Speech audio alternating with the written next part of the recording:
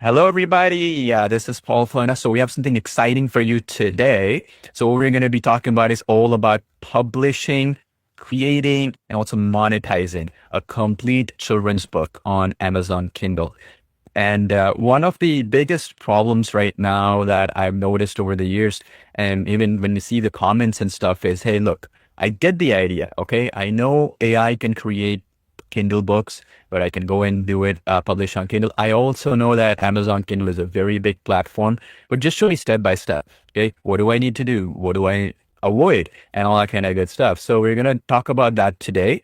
So it's not just about, okay, AI can create something, but more so, where can it be implemented properly and where can it actually drive results for you? Okay, that's what the focus will be step by step today. So pay attention, take any notes, and of course, the replay for this one will be available right after as well. So you can actually, because it's on YouTube, can go and rewind anything and go step by step after that. We'll also be posting this in our tutorials page for Artistly, because this is how you can use it with Artistly. So we'll talk about that as well. So, and we have a Q&A as well. So you see that chat as well. We're going to be answering questions as well as we go along. What we will do though is the question and answer period will come after the demo and the tutorial and the step-by-step training is done. So that way, you have an idea. Maybe that will cover your questions as well as we go along, just to avoid distractions so that you can actually later on come back and review this stuff. Now, again, the most important thing I want to mention here when we come to AI, AI is great. Yes, there's a lot of potential. Yes, it does make mistakes. Yes, it hallucinates. But the secret to leveraging AI right now is all about use cases. How do you actually go from A to Z or Z, depending on which part of the world you're in? How do you actually implement it? How do you get results with it? And more importantly, where and how do you actually go step by step to drive that result that you're seeking? Okay, that's what we're going to be talking about, and that's what the focus will be on, practical use cases of how you can use AI, right, going forward as well. And we are in a unique situation where we can actually train you on this because we've done this many times before. We've seen other users, other customers of ours as well do it many times before. So we can actually train you on this rather than just do guesswork. We can actually teach you step by step on this. And I want to stress this point because what we are seeing right now across the world, everybody says, oh, ChatGPT can do this, ChatGPT can do that, AI can do this, AI can do that, but nobody talks about how, right? And show me step by step how to do it. And this is what we're going to be focusing on today. Okay, so take notes, have any questions, we'll come back to it after the training, and then we're going to go step by step so no stone is left unturned, so to speak. But please understand that a lot of effort has been made on our part to basically finalize those nitty-gritty details to make sure that it simplifies things for you. When you do it one time correctly, the world is your oyster. You can actually go and do your own way, your own stylistic elements, your own customization, and that sort of thing. So without any further delay, Yash, I'm going to pass it on to you. You can go ahead and do a step-by-step actual tutorial, if you will, on this, and actually walk us through how do I create a Kindle publishing book. How do I do one which sells? How do I do one which is in the hottest niches and markets? And what are some mistakes I need to avoid? And what are some good things I need to pay attention to that most successful customers and users of ours have done? All right, wonderful. My voice is good? All right, everyone can hear me properly, right? All right, wonderful. I'm super excited for this masterclass because today I'll be showing you step by step.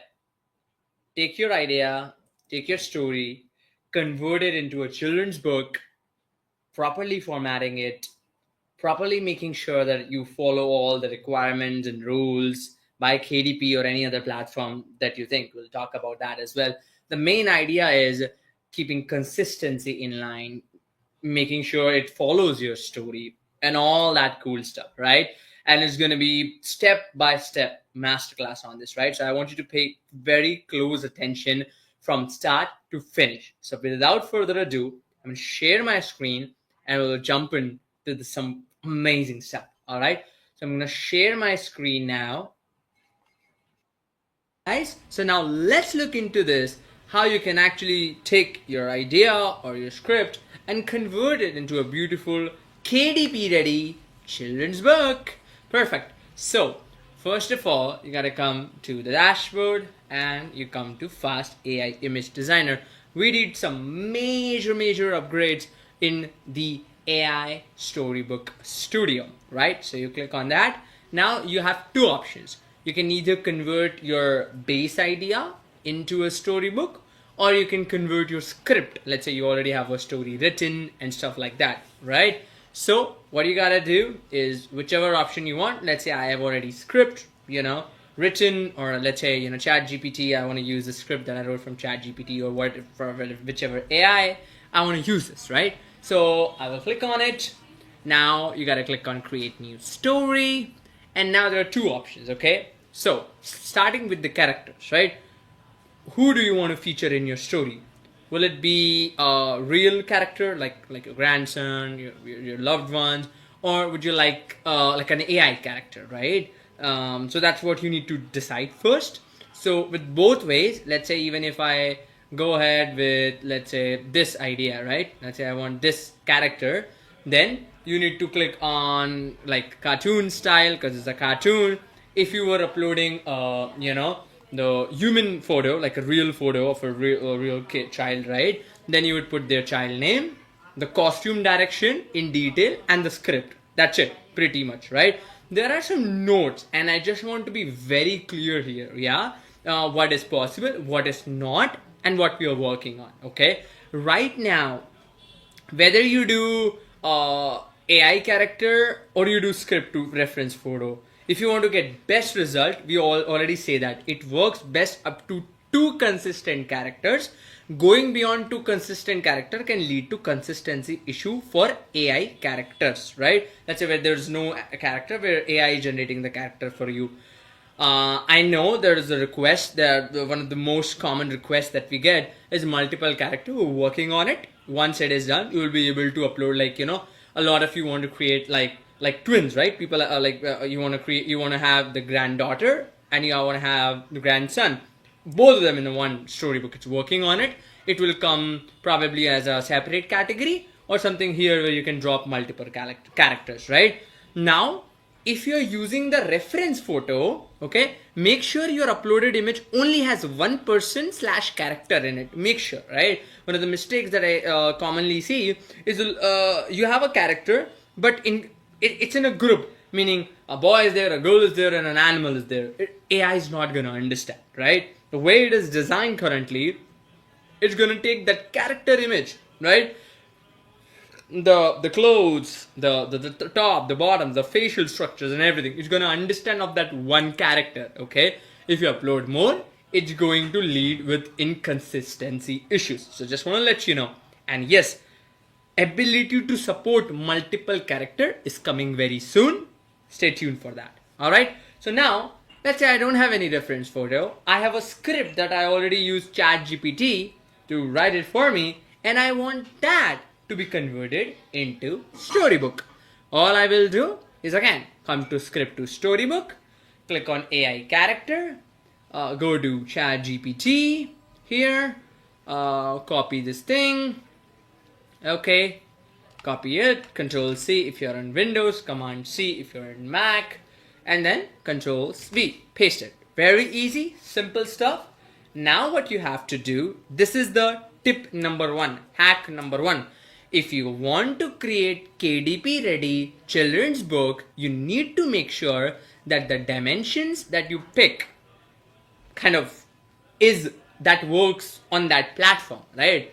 And the dimension that I suggest you and the highly recommend you is 2:3. Note that down. That's the hack number 1, right? Now I know you're gonna say, hey Yash, it is 1216 by 832 pixel. No. Amazon does not accept that. It accepts a higher resolution. Wait for a few minutes till you see the magic. All right, perfect. Now you can directly click on this, tick mark this book details option here, and you're gonna basically see like, okay, the book author and the book cover title. Meaning, if you want to put your pen name of the author that you created your store with, right, that you're running your business with, you can put it.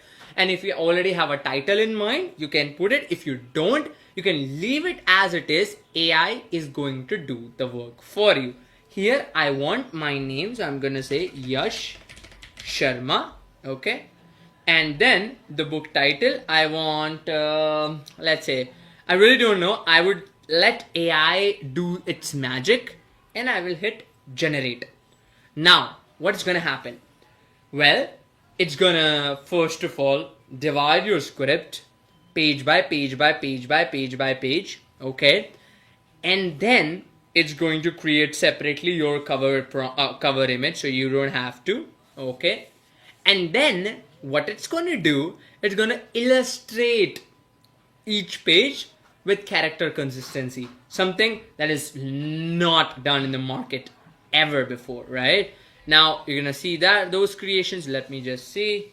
All right, so as you can see, the images, 1 second, oops, the images started popping up and it's looking pretty good. Look at that. My entire story, the fantasy story converted with my cover image and everything, automatically ready to rock. So what's the next step, Yash, from here? So the next step, guys, is once you're in the personal designs, right? You have to, you get so many options here, right? Which is AI Storybook, multi-character, blah, blah, blah, right? So you need to click on AI Storybook Studio, right? You will see all the images, but not just that, you're also going to see create flipbook option, okay?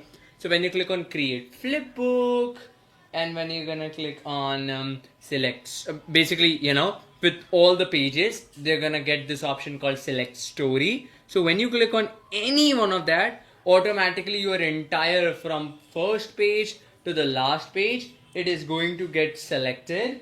And then what you will see, let me just show you, right? So what's gonna happen? So what is going to happen is your entire from page 1 till the last page, right? As you can see, it got selected like that, right? You don't need to do anything. Now, if you want to create like a different story, like, hey Yash, I don't want to select this, but I want to select a story that I have created previously, right? So what you gotta do is you have to untick it, uncheck it. So it's gonna uncheck all of it, scroll down and check the another part of the story, right? Like another set of pages. Then it's gonna select those appropriate pages automatically, right? Just so that it is very clear, it's fully automated.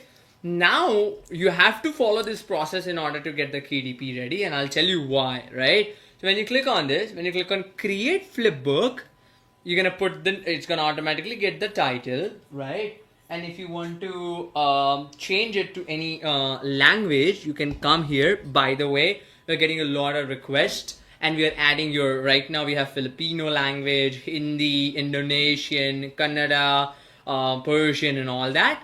We are adding your languages as well, like Malay language. We get a lot of requests of. We get a lot of requests of Urdu. So we are working on. So just letting you know. Okay. Now what you gotta do is you can, if you want to just view them online with a read aloud narration, you can click on select voice and you can kind of pick the voices. But if you don't want to, you can keep it. Don't need to change it.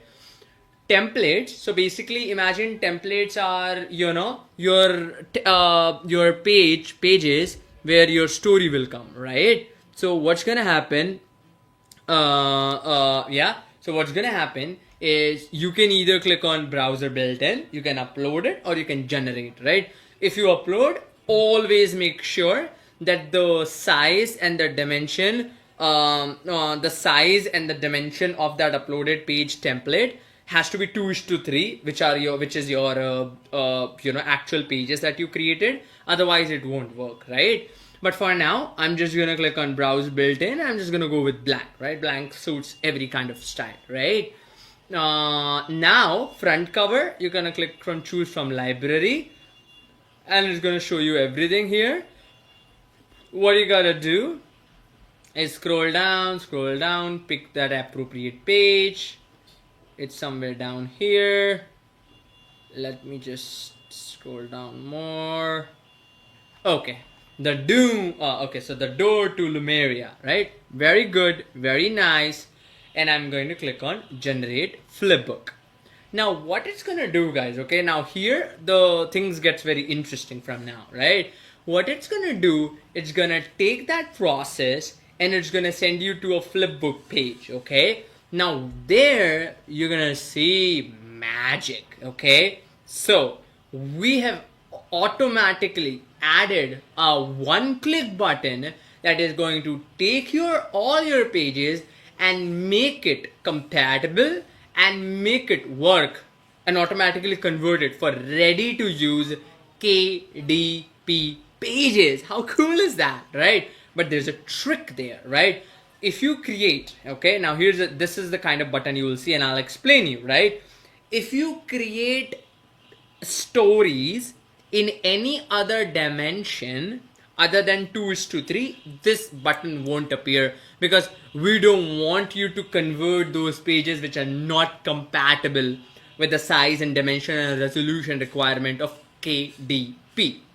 But only that 2:3 ratio, that dimension and the resolution perfectly fits with the magic, we call it, we did behind the scenes, so that you always get the perfect results. If you want this button, make sure the stories and the pages and the basically whatever you create has to be 2:3. Alright, now look at this. All you gotta do is click on it. That's it. That's it. It is automatically going to take all your pages, upscale them, by the way, it takes 10 to 20 minutes. Sometimes it can be less than that. But the idea is you don't need to do any of the hard work taking all the pages. Imagine you have like 30, 50 pages, right? How time consuming it is. Or upscaling all of them, for converting to 300 DPI and all those necessary resolution requirements, right? We automatically do it for you. How cool is this, right? And now, after some time, once this is, you can just go out for a walk, have fun, chill out. This AI is doing the work for you, and once it is completely ready, you're gonna see this blue button, ready to download KDP images. And all you gotta do is click on this, right? When you're gonna click on this, I just want to show you the interface. It's gonna create the zip file, right? And it is going to kind of basically take all those images, because it's tons and tons of images, right? Like, imagine, right, there are 31 pages, there are 31 images that are upscaled, that are converting to 300 DPI. So it will take its time to kind of process it, and it will take its time to download it, right? Now, while this is happening, I want to mention two very critical things that we get asked a lot, right? Which is, I'm gonna just refresh it for now, okay, because I already downloaded it, yeah. But the main thing I wanted to say is, now, hey Yash, my storybook, my storybook does not follow the script that I've given it. Well, that's a issue, right, guys? But we solve that as well. That means before you create flipbook, let's say you check it, right? You check each image. You can see which page number it is. You can see what the story text it is, like what story text it's going to go with this page, and you're gonna see the design prompt used for it, right? Now, if you're not happy with the image, you can edit the image with just one prompt. If you're not satisfied, for example, right, let's go to ChatGPT. That's it. In a small town nestled between vast forests and glistening rivers lived best friends Ethan and Claire. Well, my story is kind of different, right? I mean, it's a little bit more. Well, no worries. Come here, click on copy, go there, click on edit story text, Control A, right, select all, delete them, and paste it your new story. That's it. So what it's gonna do, it's gonna make sure that your updated story text is there, meaning it's on the page, so you don't have to worry about that, hey, it's not following, it's rewriting my story, I'm not happy with it. That we solved it forever. Okay, now one another thing I want to make sure here, which is very important, okay, is create flipbook option, that step, should always be the last step once you're satisfied with the image quality, what you want from the image, and the story text, right? Now, if you see, this is a page number 10, right? So you have to see where is a page number 2, right? Because there are multiple pages, right? And you gotta make sure that you follow the script properly. There's a page number 4, page number 5, I guess page number 3 is this, and page number 2 is this. Okay, so they were 12-year-old, grew up listening to their grandparents' amazing tales, right? But my story said both were 12 and both had grown up. So okay, I'm gonna copy this, I'm gonna copy it, I'm gonna go here, and I'm going to click on edit story text. I'm going to again paste it here and submit it. So what's going to happen in my new flipbook, when I'll show you the difference, okay? I'll show you how it what change it does, right? In my new flipbook, it is going to have this updated text always. Let me show you by creating a quick one so that you can see, right? I'm going to select the story, created the flipbook, click on this. If you don't click on it, you might be like clueless, right? Like, hey, where is the button? Where's the button? How can I convert it to flipbook, right? Always come to the AI Storybook Studio or any respective tab that you have used to create those designs, yeah? So I use AI Storybook, I click on it, then only this button will appear. When this button will appear, the select story option will appear. One click will solve all the problems. Click on create flipbook, browser built in, blank, front cover, I'm gonna just choose for this now, and generate the flipbook, right? And I just want to show you the difference, okay? I want to show you like what difference the previous one will make. See, our images are ready to download that we just created, right? Now, what's the step after that, Yash? Like what are we gonna do after this? It's gonna download some bunch of images. How are we going to make sure that they are ready to be uploaded on KDP? Don't you worry about that. I'm gonna show you just a bit, okay? So I'm gonna show read. Actually, I will just go back here.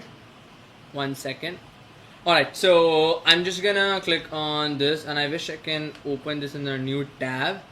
Just gonna duplicate this tab, yeah, and I want to open the I just want to show you, right, like what difference it will make, right, so that we are on the same page kind of stuff, right? So let's wait once this is done. But while this is getting done, you get it, right? So let me recap what's happening, okay? Step number 1, come to AI Storybook. Next step, you have an idea, click on this. You already have a story, click on this. Then click on new story. Then if you already want to use your existing characters, right now we support one character at a time. We are working on multiple character. You can have cartoon characters, or you can turn your real photos, like your child photo, into a cartoon, like a lead character. You can do that. If you don't have any character, you can pick the AI character, drop in your story, pick the dimension, which is 2:3. Put your book details, like the author, like your author, correct author name and a correct title. And then what you have to do, 1 second, is just generate. AI is gonna do all that, right? Then after that, come to personal designs. Then click on the respective tab that you use to create all the designs. I'm going to click on this. Before you do create flipbook, just check all the pages with their number and the story text, so that you know that I want to have this story. There's no spelling mistakes. There is no, you get my point, right? There's no spelling mistakes or words there. AI is rewritten it for you, kind of like that. You don't need to worry about that. You can change it once you're satisfied with the images and the story text. Then click on create flipbook, select story, pick the language. If you want a voiceover on a flipbook, you can. Pick the page template where the story will appear. Pick your front cover, pick your back cover, and generate the flipbook. For now, front cover is already there, so you can just pick that and create the flipbook. Then come to my flipbooks. And when you come to my flipbooks, what you're gonna see? You're gonna see something like this. Like read, like your flipbook is getting generated. You can download it into PDF. You can read them online. I'm gonna show you how that will work, and you can also download the KDP-ready assets so you can publish them. Okay. Now I just want to show you. This is the older version, right? Which is in a small town, Willow Creek, best friends Ethan and Claire. But this, look at this. It has the text that we want. You see? That is the power, right? So you can properly customize and personalize Storybook if the results come out to be not perfect of what you want. Okay? Pretty clear, pretty solid. Then you click on download KDP ready images. Then you wait for whatever it is, right? 5, 10, 20 minutes, because it's doing all the hard work for you behind the scenes. And then this type of button will come. Now what is the next step, Yash? So you have to download it first in your local computer, okay? And it's gonna download a zip file. You've got to unzip it. Then there's a creator tool called Kindle Create. It's a free tool by Kindle Direct Publishing, helping authors just like you, right, to convert their ebooks, to convert their ebooks, trim their ebooks to perfectly kind of make it in the KPF format or the EPUB format that it accepts, right? So what you gotta do is you gotta click on it and you will go to this page, right? So if you're on Mac, you're gonna download the Mac version. If you're on Windows, then you gotta download the Windows version. It's a free to use. You can basically view the view the book, how it's gonna appear. You can change the flow of it. You can literally see the replica of how it's gonna come out when it's gonna print, and you can do all sorts of crazy stuff for absolutely free, right? There are some minimum requirement which we all have, like the Windows 10 and some RAM and whatever it is, right? But it's basic format, like it's a basic software, desktop software that you gotta download, that is directly by Kindle Direct Publishing. That's gonna help you to kind of convert that. I'm gonna show you how it works, okay? But for that, what you gotta do is you gotta click on Kindle Create, okay? You gotta go to Kindle Create, search it on Google. The first link that comes, go to that, download it if you're on Windows, the first option, download it if you're on a Mac, the second option, right? Now once you download it, something like this is gonna appear, right? Hey, Kindle create beautiful Kindle books. From here, you gotta follow these steps, very, very important, okay? You gotta click on create new, okay? Now, you gotta click on choose, okay? Now, it gives you, do you want the reflowable type? Are you creating comic books? Are you creating children's book? Or are you creating print replica? In our case, we are creating the kids children's book, right? So I'm gonna click on this and then I'm gonna do continue. Then you have to put the book title, the author name and the publisher, right? Whichever you have signed up for. So make sure you fill in the details appropriate with your information. This is optional, completely optional. If you don't want to put it, you can just click on continue, but make sure if you're using a specific pen name for the author, make sure you choose that, right?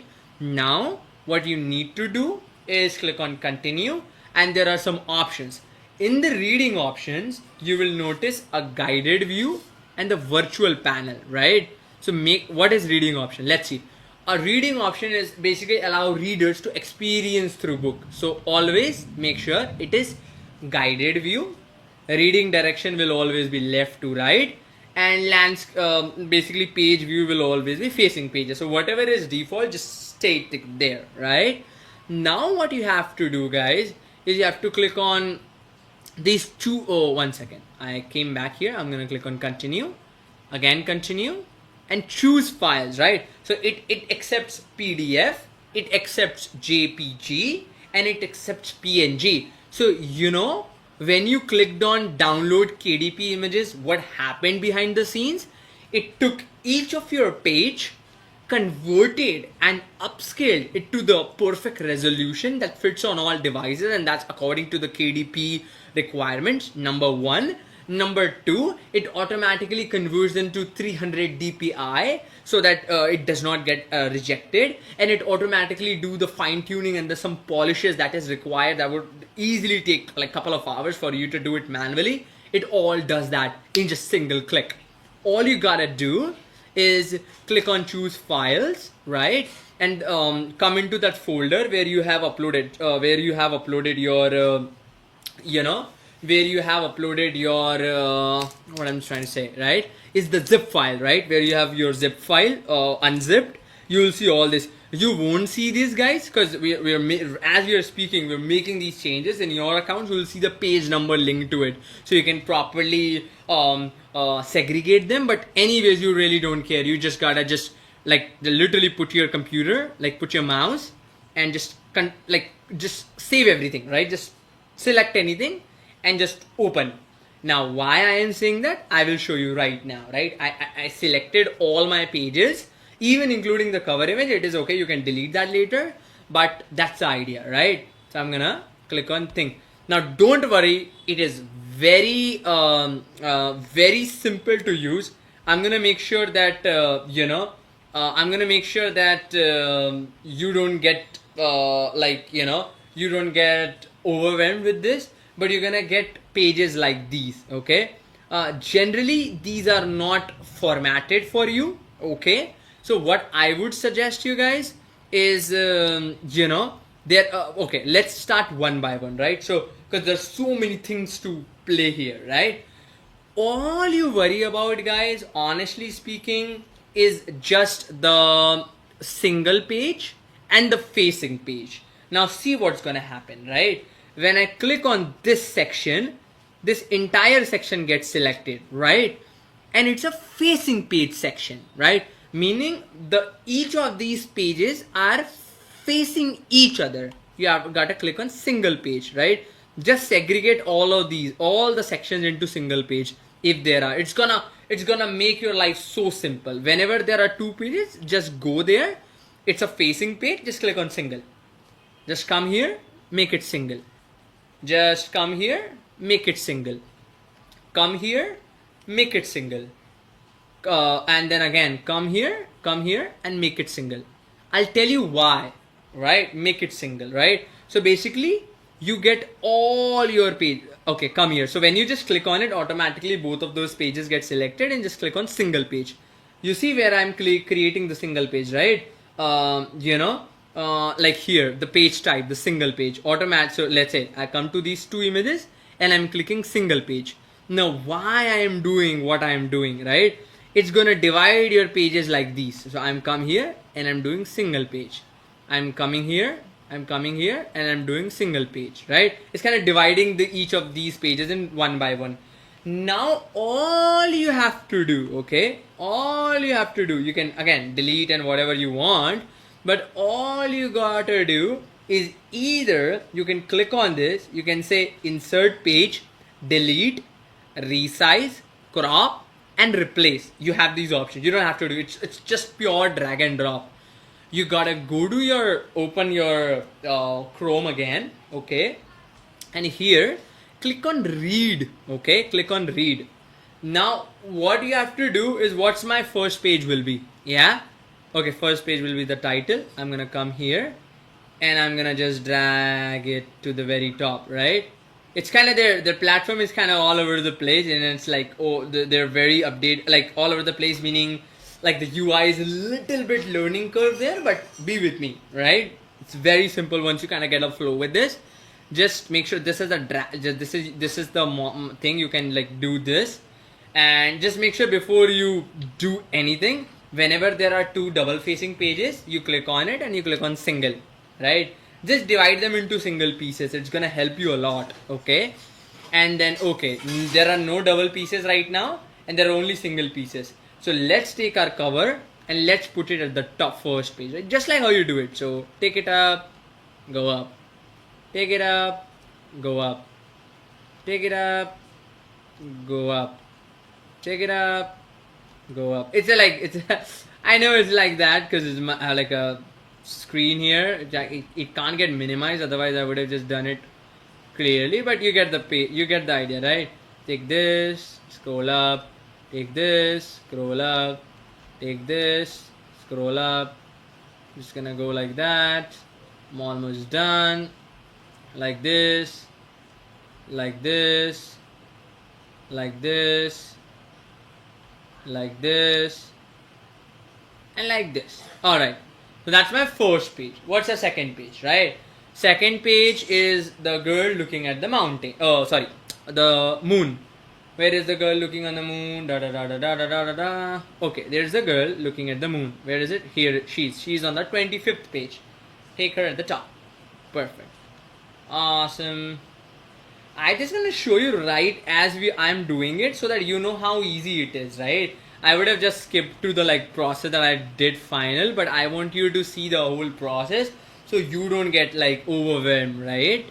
So I'm gonna do that, and I'm gonna do this. We're almost there. Each page, like I'm telling you guys, each page you take it to the top, the satisfaction it's gonna give you is next level, right? Like you're finally getting closure to your final book, which is really good feeling, to be honest with you. Yeah, you can probably relate it with it, right? It's been a while since you saved. Would you like to save your process? Remind me after an hour. Thank you, Kindle Create, for reminding me. Awesome. So I'm just gonna do this. So first page is this, second page is this. You just treat this as a third page, right? Once in a land where the night sky touched. Go to Kindle and see where is the once in a land, right? Once in a land. Da, da, da, da, da, da, da, da, da, da, da. Where did it go? Where? Okay, once in a land. It's on 24th. I wish Kindle had some like basic functionalities that are better, but okay, whatever it is, there's some processes, right? We gotta follow with their system because it's always be perfect, right? So, and then I'm telling you, right, as we are talking, let me know how are you. Like, I hope you got a lot of value so far, right? I mean, this thing you give it like 5-10 minutes with pure focus, and you can get done with it. You know what I'm trying to say? As I'm speaking, you can see it's a fun process, right? Like taking piece by piece, bits by bits, right? Okay, so that's my third page. First page, second page, third page. What is my fourth page? Fourth page is the star, the girl with the star. So I'm gonna go there, and I'm gonna click on the girl with the star. Where is it? The girl with the star. Let's see. Okay, I'm just gonna scroll like that. Okay, the girl with the star. Okay, so that is already at the place. Yeah, it saved my time. Good. One evening while sitting by the river. Okay, one evening. Da da da da da da da da da. One evening. Where did one evening went? There you go. It's on 24th. It's very crazy how all the pages aren't on 24th. So funny. Anyways, we're gonna take it up. We're gonna take it up. We're gonna take it more and then more and then. Okay. Oops. My bad.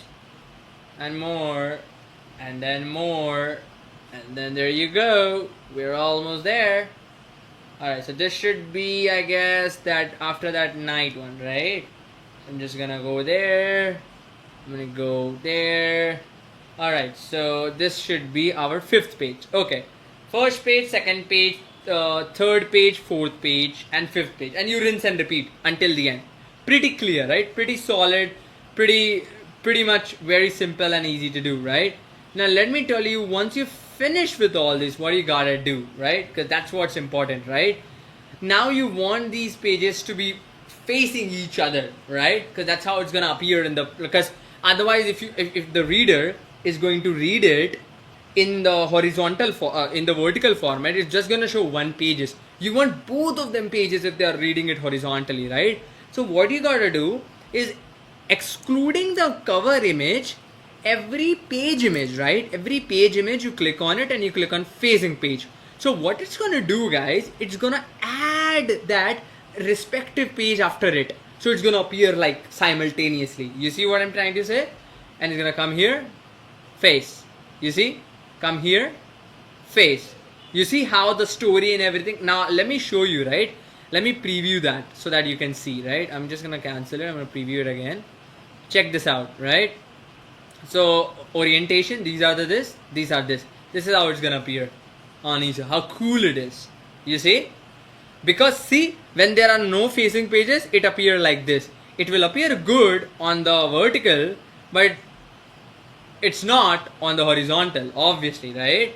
And so that's the thing. That's why I make sure it's facing page, and then you can just delete it. And 1 second, I mean, you can just cancel it, and then again, right? Arrange it, click on phasing. Arrange it, click on phasing. Okay, arrange it, click on phasing. Now let's preview it, and you're gonna love it, right? Boom, boom, boom, boom, boom, boom, boom. Look, isn't it crazy, right? That is the power of this, right? And everything is ready, perfect to upload it on KDP with dimensions, resolution, DPI, this, that, everything, right? And now what you gotta do once you're done with this, guys, right? You can export. So you can export your Kindle. So let's say I'm gonna just export it here. It's gonna export it in the KPF format that Kindle Direct Publishing accepts. And boom, it's packaging the project, ready to publish. And check this out, right? Hey, your file is ready to publish. Upload your KPF file on Kindle Direct Publishing to publish an ebook on the Kindle store. You can test your book before uploading. You can upload and publish your book, and you can make more changes onto a published book. And that's it. It's gonna give you that file, right? Show KPF folder. It's gonna give you this folder, right? So it's gonna give you like a folder like this. This is your KPF file. Let me show you, right? Let me just zoom it in so that you can see. This is the KPF file, and this has all the things that you ever wanted to publish your first ever book on Kindle in just, less than 30 minutes, I would say, right? And then you got everything sorted step by step by step for your thing. How cool is that, guys, right? Let me know. I'm just so excited to see your comment. And now it's time to get your questions, and because I wanted to go through the step-by-step crisp version, but now it's time to see your questions, and let's get your questions answered now. And I hope you got it. Let me know in the comments. I hope what do you think about, let me just rephrase it. What do you think about this training so far, right? I hope you got a lot of value, because something this has never been possible before without using artistry, right? So it's all because of you. Now let's get into your questions, right? Any questions, any queries, if you want me to repeat, recap, anything, whatever you want. So all right, so let me just stop sharing my screen.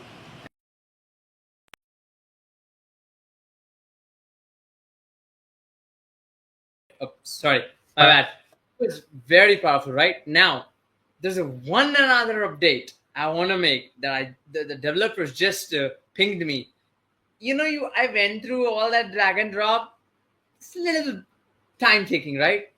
We fixed that for you with this update, right? So Paul, you can cover some questions. I'm getting that file downloaded right now, and I'm gonna make that process like 10 times simpler, so you don't have to drag and drop, right? So you can cover the question. Yeah, I'll answer like one of the questions. So this one was quite common. So downloading zip is taking a while sometimes. How do we fix it, right? So because when you download all the entire book, it's going to be, let's say 30 images or whatever amount, and the book cover and all that. So basically, it's not an issue on our end. What is the issue is sometimes browsers take a long time. And if you have like a spotty Wi-Fi connection or whatever, sometimes there's some what's called packet loss. In other words, what happens is it's downloading at 44% or whatever, and that zip file, some disconnection occurred or browser timed out or whatever happens. So this is how we're going to be fixing it. So what we're planning on doing is we're going to give you an option to basically effectively do something, okay? Which is you can email, okay? whenever that zip is downloaded or whatever, we're going to email you a link. You click on that link and download it effectively. Okay. That will solve this problem because the advantage there is that the file is ready to go and it emails you once that whole packaging of the zip and all that stuff is done. Okay. So that's going to be pushed sometime next week. So that'll solve a lot of this type of question. This also for Storybook downloads. It's for anything where you're bulk downloading, right? Or bulk downloading a bunch of images or you're exporting a bunch of images and stuff like that. And in line with this, the other thing we're going to be doing is when you export it, we're also planning on giving you the prompt as well.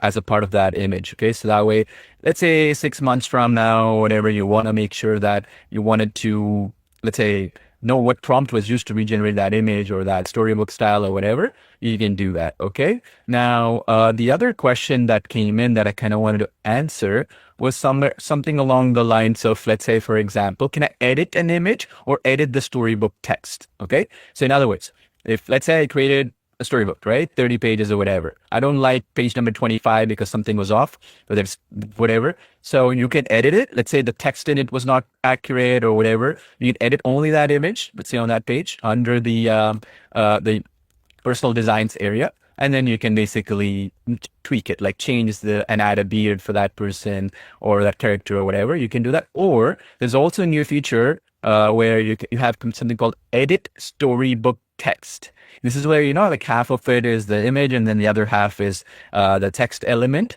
Same concept. So here, let's say the text, the script that was written was a little bit, you got to change some of the text or something before you convert to the flipbook, let's say. That allows you on an image by image level. Okay. That's the other thing that we've added in as well to simplify things for you. That's also in personal design. So meaning when the 30 images are generated, basically that's there. Okay. Yash, you want to go ahead or you want me to answer some more? You're muted. Okay. Oh, sorry. Yeah, just need 5 more minutes and getting the files downloaded. It's live. Okay, cool. So the other thing was about this, okay, which I posted the tip on. So 2:3 aspect ratio is best for Amazon Kindle publishing, but Etsy is slightly different, okay? So every platform is different in terms of their aspect ratios that they require. So in cases like this, what we were suggest is just create one for Amazon Kindle, one for Etsy, and just recreate the process, okay? Instead of like trying to edit what you already created into a different dimension, it's just going to be messy. Just go create another work in that dimension is suggested, okay? Now, the other thing as well that I kind of wanted to mention here is, Yash, I want to ask you as well, you can chime in. Are we able to, like, this is one of the questions, I just literally copy pasted this. Are we able to do this with consistent characters? Like, for example, if I want to create a book with both of my children or my children and the dogs as inspiration, as stylized, is this being able to be done with KDP? How do I do it? 100%. So right now what I created is I turned my story into a book, right? That those are AI characters, right? But with this approach, you can actually go to a reference photo option there, drop in that image. Right now we support one character at a time. We're working on multiple character, so you can have a twin, you can combine two characters and all that. So right now you can drop in like a real photo, and it's going to work it's going to convert that into a different style and you can use that. So 100% that consistency is there. Another thing that I wanted to show you, now I kind of got that here. Let me just, if I can, 1 second, let's just open that up. Right, I'm just gonna start it from scratch for you guys, right? So any questions other than this so far? Yeah, one other question was this, okay? For example, something related to this. Is it possible to maintain consistency of characters across different flipbooks? Let's say, for example, I want to create version 1, volume 1, let's say, volume 2, volume 3, right? How do I go about doing something like this? Is it a feature that's available right now or coming soon?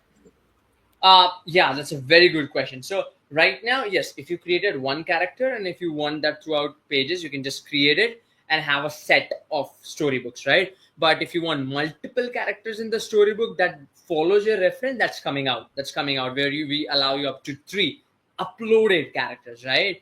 And I just kind of got this now, so I'm going to show you what I mean by that, right? So generally, right, as I'm seeing your questions, right? I'm going to share my screen. Let me just share my screen. Is my screen visible, Paul?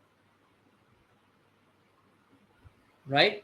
It is, right? Okay. Wonderful. So you see, I got these, right? So I got these kind of images, right? So you see, now when you download the image, okay, it's gonna say something like this: a cover page, okay, page one image, page one story, page two image, page two story, page three, and stuff like that. So you know what you can do, guys, is come to Kindle Create, okay, click on continue, okay. By the way, if you're self-publishing it, you don't just leave it, right? And there are two more questions that will come to that, right? So author name, put your pen name, book title, whatever it is. I'm going to just continue, keep everything as it is, click on choose files, okay, click on choose files, and then click on cover image. For example, just load the cover image, right? Don't load other images, right? So I just loaded this, for example, right?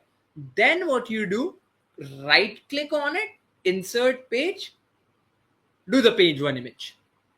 Easy peasy. Yeah. Right click on it, insert page, do the page one story. Easy. Okay. Right click on it, insert page, do page two image. You know the flow, right? And you got the flow, right? Right click on it, insert page, page two story, right? And let me just follow over like one or two more pages, and then you can kind of see page three, importing, right click, page three text, right? Page three story. Now what you can do, these are single facing, as I already explained you, right? Now what you can do, now you want to combine that to be able to view it in the, like, the tablet and stuff like that. So what you have to do, click on that first page, like the actual story where it starts, exclude the cover, and we're going to come about the back cover and the author page. You can add them, but yeah, click on this first where the story is starting and just make it facing. That's it, right? So it's gonna say that right now what happened is I just use the normal image, right? But when you I just use the folder that I already got downloaded before the training. But when you download it right now, it will be updated. It won't fade. You won't have this issue, right? So you can kind of see, confirm the crop, whatever it is. You don't have to worry about that, right? Just click on facing, right? So resize page larger. Let's say I'm just going to do this, right? Confirm resize. You don't have to follow it, but you just click on the facing page, right? So it's going to make your page together. And when you're going to view it, right, it's going to appear something like this. You see? It's going to appear like that. You have to do with all the other pages, right? Facing pages. Let's say crop to match. For the time being, I'm doing it. You won't have this issue, right? Because we fixed that. That's why I didn't show that right now. We just fixed it, So resize page smaller for the time being, yeah. And then again, click on facing. Boom. Now let's see the preview. It's gonna look like this. You see the power? That is the power, right? And that's what's gonna happen. So you don't have to let me just stop sharing my screen. Yeah, so that you don't have to like bulk download it, bulk rearrange it and stuff like that. You can just see it right there. And again, right, this is again, as we part, right, we were thinking about this is a part of a beta launch, right? It would, like, by the time it would come to you, it would have already took easy peasy like couple of months, but we wanted to give you that instantly. So any issue you get, right, just let us know, right? I'll be on top of it, right?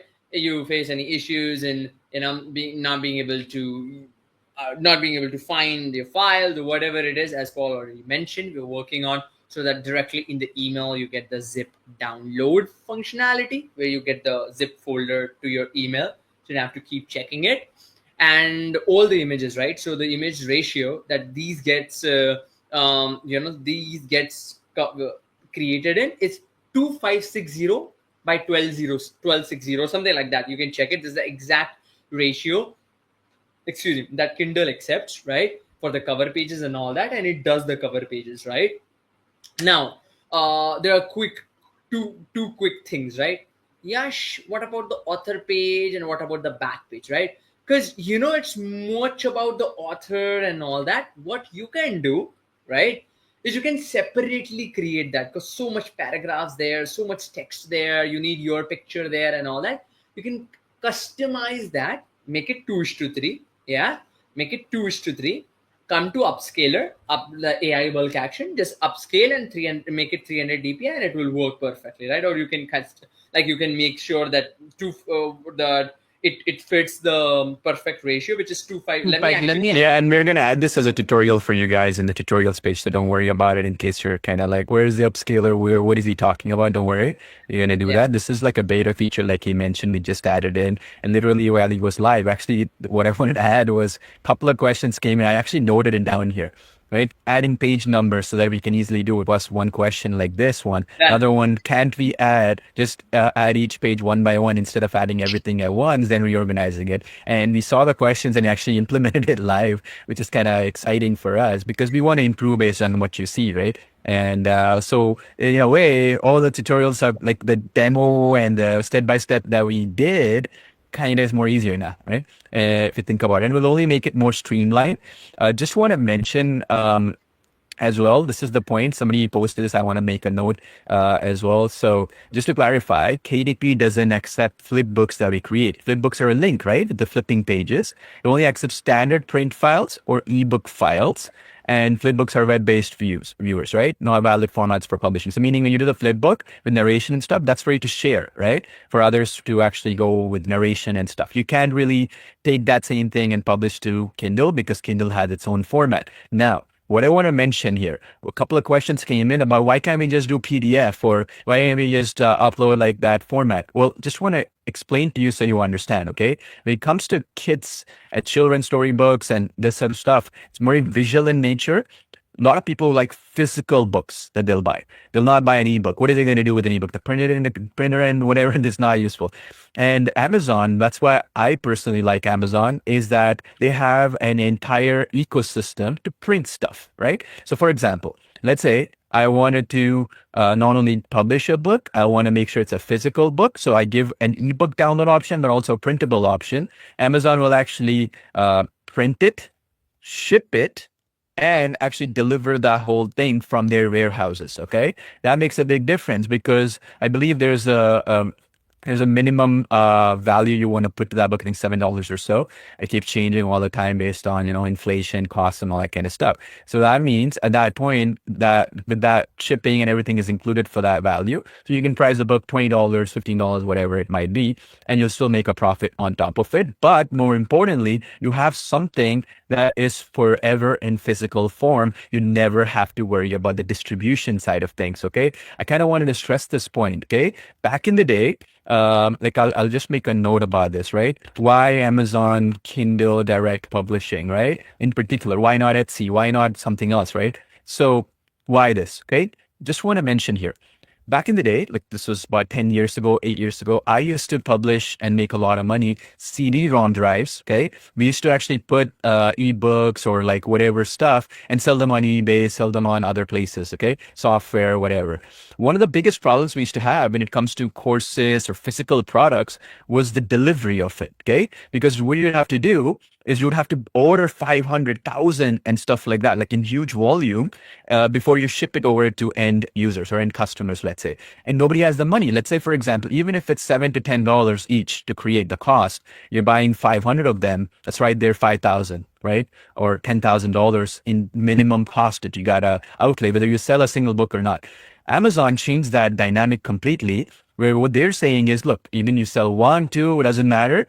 We're going to have a minimum value you're going to have to put, which is going to be costing for us to warehouse them, ship them with direct, the Amazon Prime shipping, which is going to be in a day or whatever. It's going to reach in many places, sometimes within hours in some other places. So we're going to give you that distribution, right? What does that mean exactly for you? It means you don't have to worry about that aspect of it, okay? The biggest problem people have is either spending 5, 10, 20,000 to get inventory. That is solved here. Secondly is the reach, okay?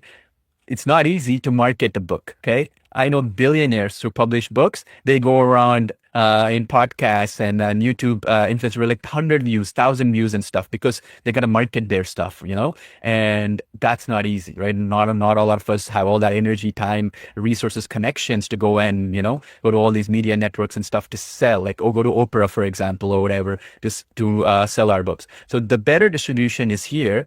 And the way I want you to think about it is, who's the target market here? When you're publishing children's book, it's parents for the buyers, not the children. They don't have a credit card. They don't even know how to speak, most of them.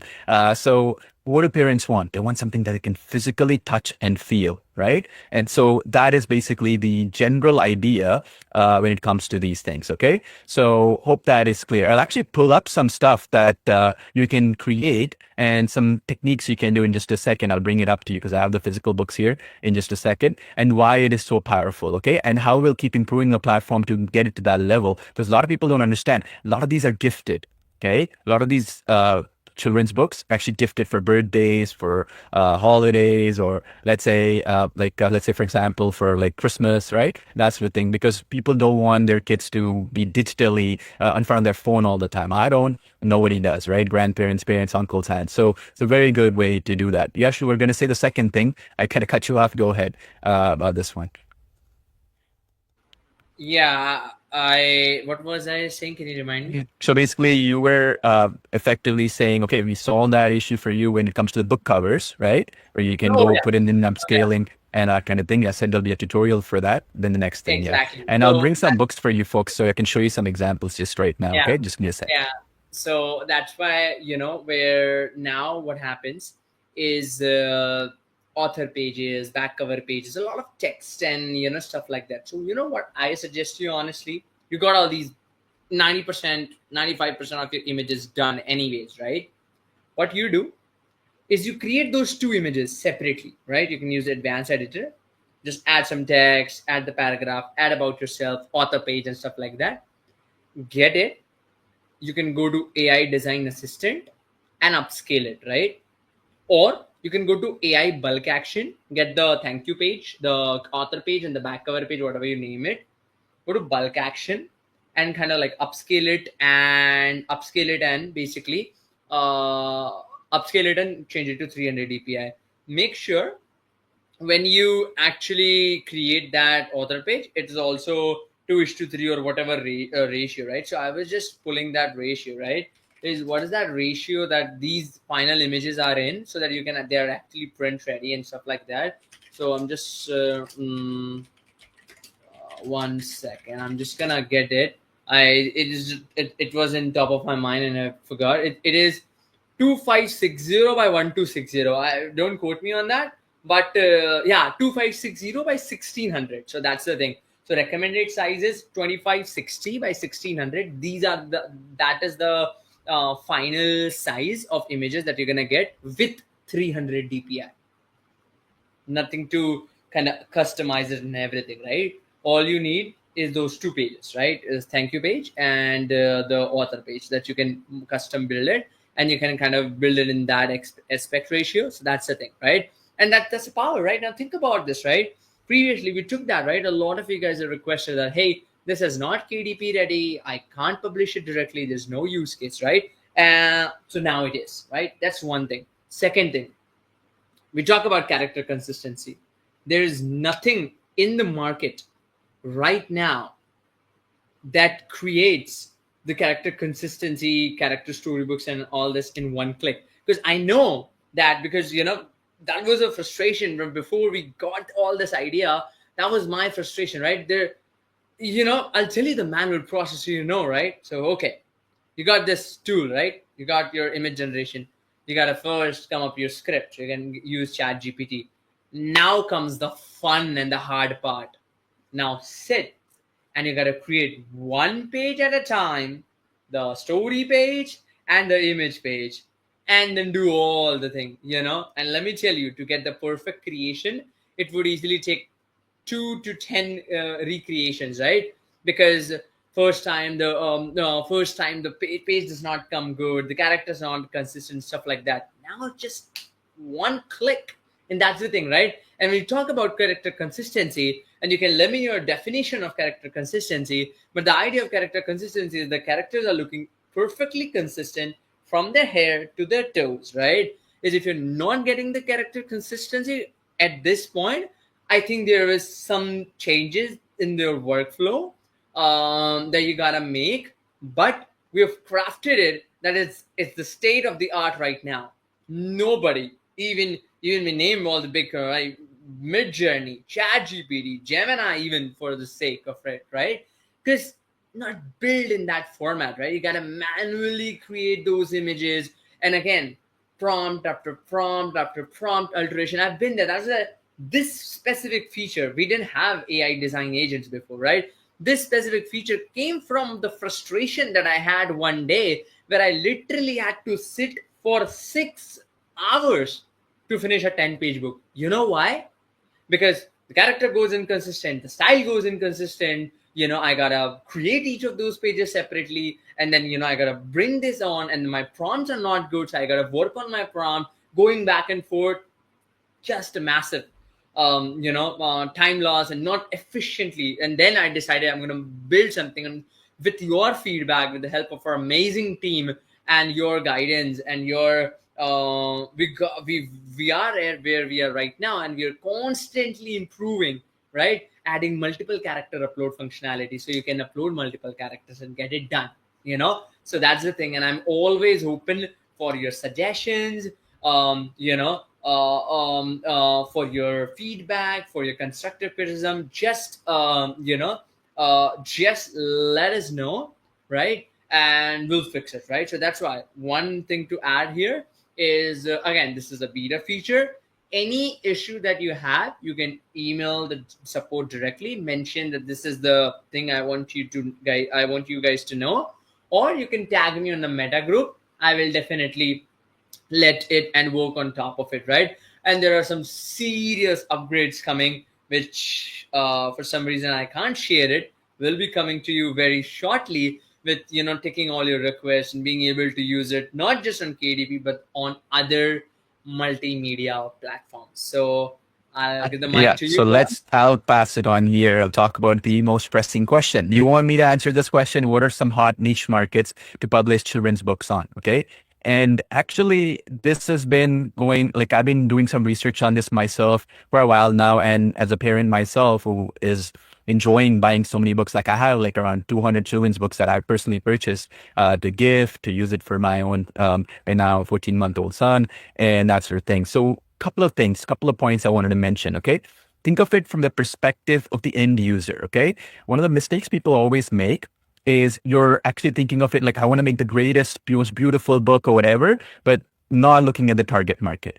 What is the target market? So imagine, okay, so for me personally, what I'm looking at is something that I can connect with with the baby, right? With my son, let's say. So one of the things is we both are, just for fun, right? In the horoscope market, let's say, like we're in the dragon year, let's say, right? So this is one of them. Okay. So this is, well, how do I reverse it? Just give me a sec. I'll shift this one sec so you guys can see. But anyway, so this is basically a dragon year thing in the Chinese horoscope, right? So this father and son share it, just ironically. It just so happened to be. So we basically share it that way. So like, just give me a sec, right?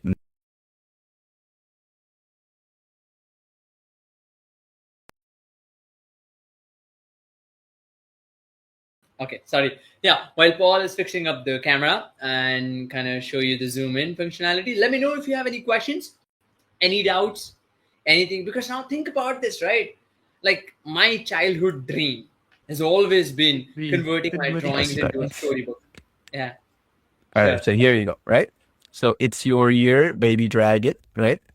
So effectively, so this is what you share connection wise. So horoscope, very good market to get into. So let's say like Libra, let's say you go for like anything, right? Chinese is this one, you can go to like Scorpio or like whatever, right? You get the point. There's many different horoscopes or whatever, astrology, you get the point. That which you can share. So for example, one of the things that I like about the book as a personal thing is, for example, I'll show you this part, okay? This book is very tiny. It's not many pages long at all. I'll show you this part right now so you can clearly see it. But it's just a question of like trivia, right? You can go in and you can share different areas. So this one, you see this right here? So like you see, okay, what are the dragon years? You're going for 1987 is what's called a fire dragon and all that, right? So what our plan is that eventually in the next updates, we're going to make it so that you can create pages like these, right? With multiple images and stuff like that. But you get the point, right? This is a very big market that you can go after because horoscopes is one.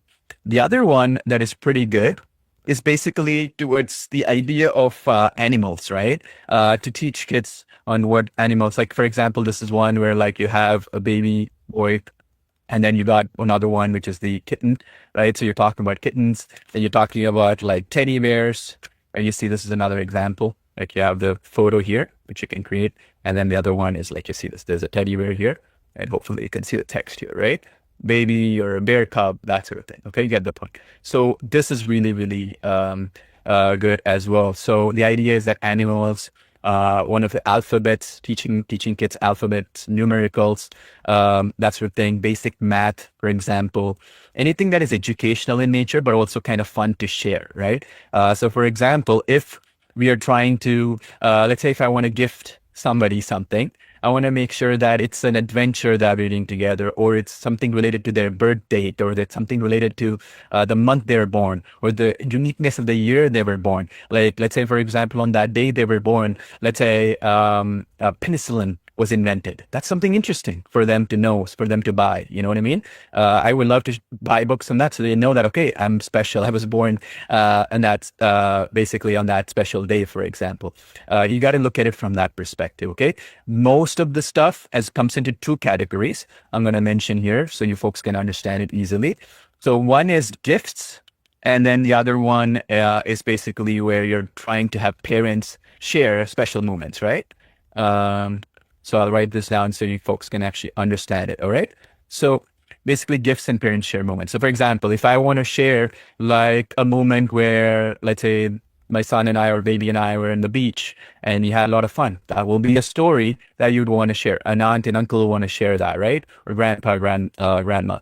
Second thing could be something I want to give as a gift. That would be numericals, math, science, something interesting, astronomy, something that could be horoscope, fun related that you want to share. These are the markets. A perfect example, like this one right here is a perfect example, right? It's like as I mentioned before, it's a Chinese dragon year. Like a lot of people who follow this, or it has something interesting to share. I mean, whether you believe this stuff or not is irrelevant, right? It's something to say, okay, the baby was born in this year, thereby that is something that you can share as a special moment. You understand? So you want to go for markets like these, very easy, good ones to go after. The other one that I would suggest you to get some ideas from is this platform called Wonder Blight. I'll write this link down as well for you folks. So I'll show this to you real quick. It's basically personalized storybooks printed. Okay, so here's the link. I'll post this stuff for you folks. Wonderbly.com. And it'll give you some market research intel, okay? So I'll actually share my screen real quick and show you this, hopefully, so you folks can see it clearly, just to get you some ideas, all right? Again, not to like copy what's out there, but to give you some inspiration on what people are actually spending money on, right? So here's an example. Let me show you. This is the platform. So this one is to give you ideas. So you see here, kids books, what age groups you're looking at, 0 to 3 years, occasion, you see this? Birthday, New Year's. Okay, I'll give you the idea here. So birthday, New Year's, and you look at it, Mother's Day, Father's Day, you get the point, right? Christening, graduation, Christmas, right? You see who's the recipient. Siblings for the whole family, all kids recipients, theme, love, bedtime stories, dinosaurs. These are the categories you want to get after. These folks have been in the business for over 10 years now or something like that. So a very long time, and they mastered this about who to give what, right? So for example, if I do 0 to 3 years old, you see this, right? Nursery rhymes is the market. Okay. A for Aiden, you see this? Personalized to their name. This is what I was trying to get at, right? So you see this? This is personalized to somebody's name. Aiden is the name. You want to do that. A lot of people will buy it just based on it. Look at this Rosie's here, right? Name based. So a personalized book. So if you think about it, this also does pretty good if you're trying to do name based. Another one is what kind will you be is another one. You see this, right? First year, Super Sophia, you get the point, right? This does pretty good. The other, this is more in the personalized storybook side of things. The idea is that Amazon will allow you to do that distribution here.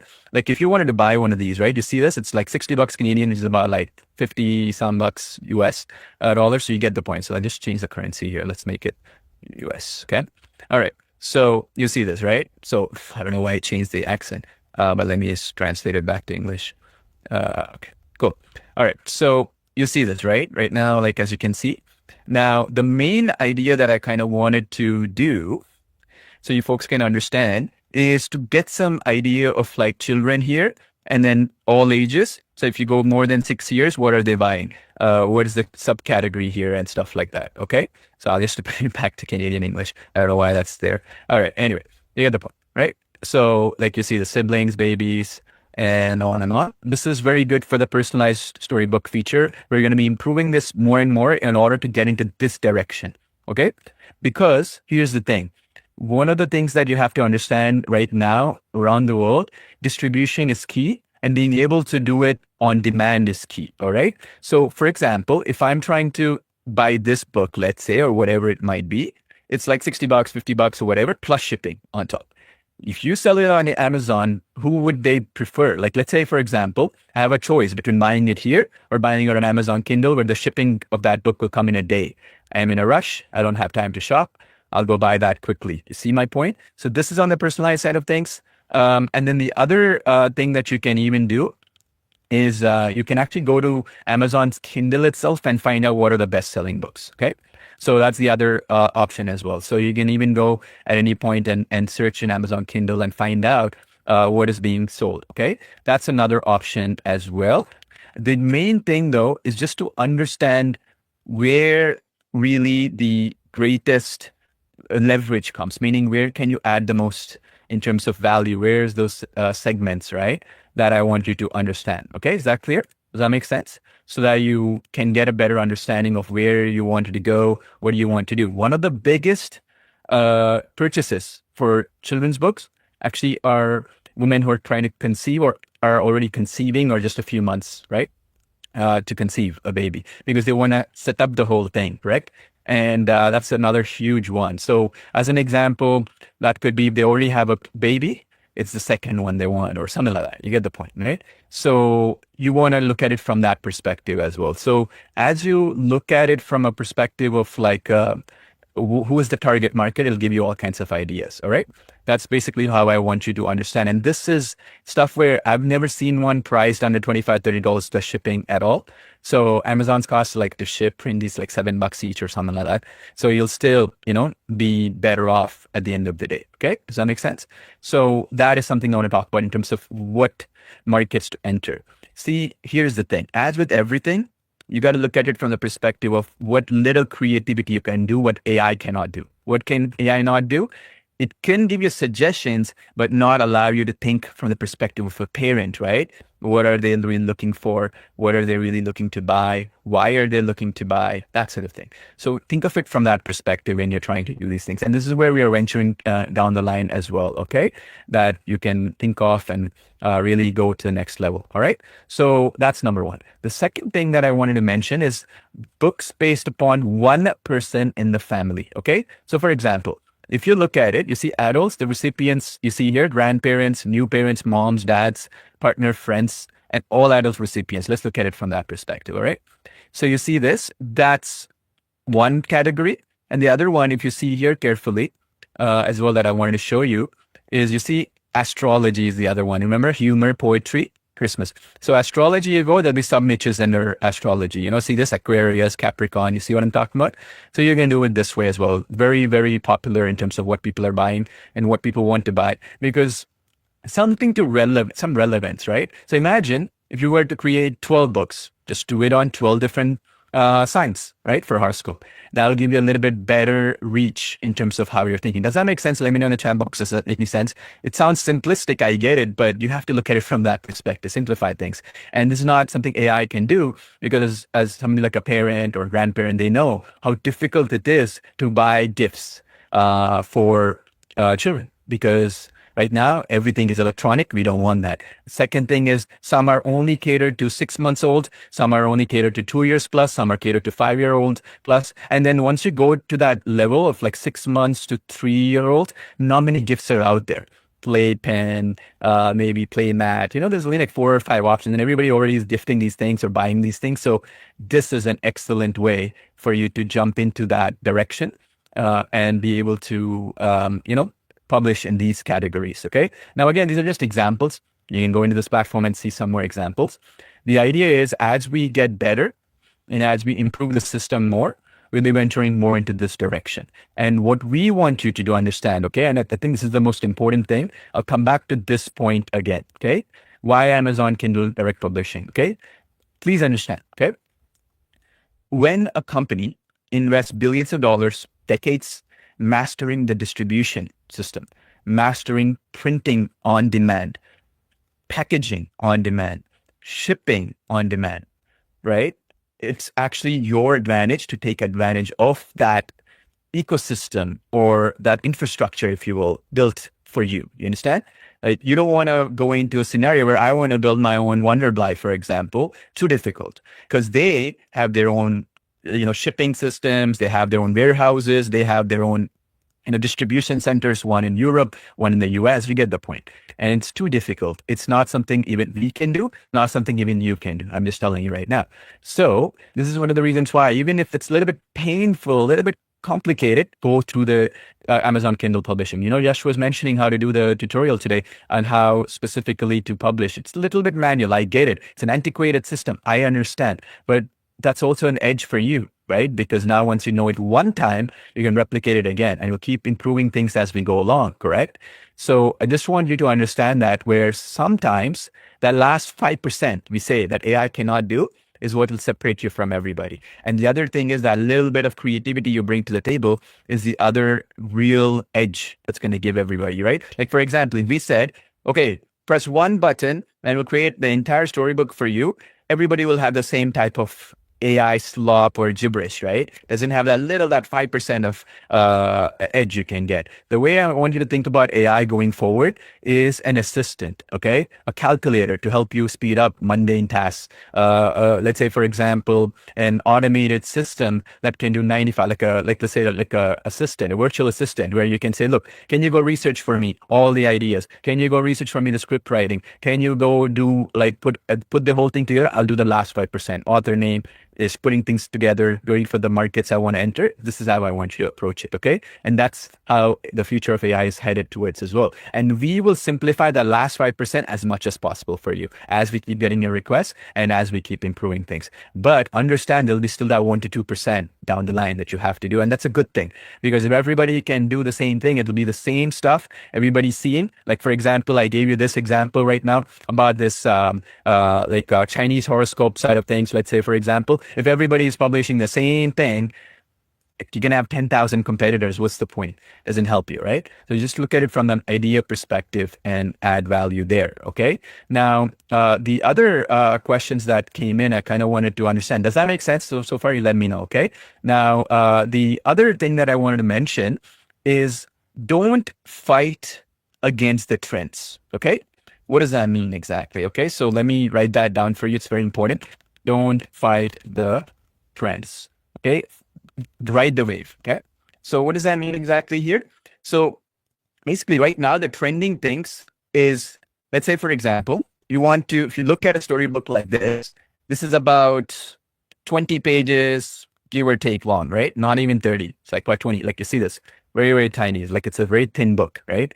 Not so big. Now here, this is a little bit thicker, but again, this is also about 30-ish pages, okay?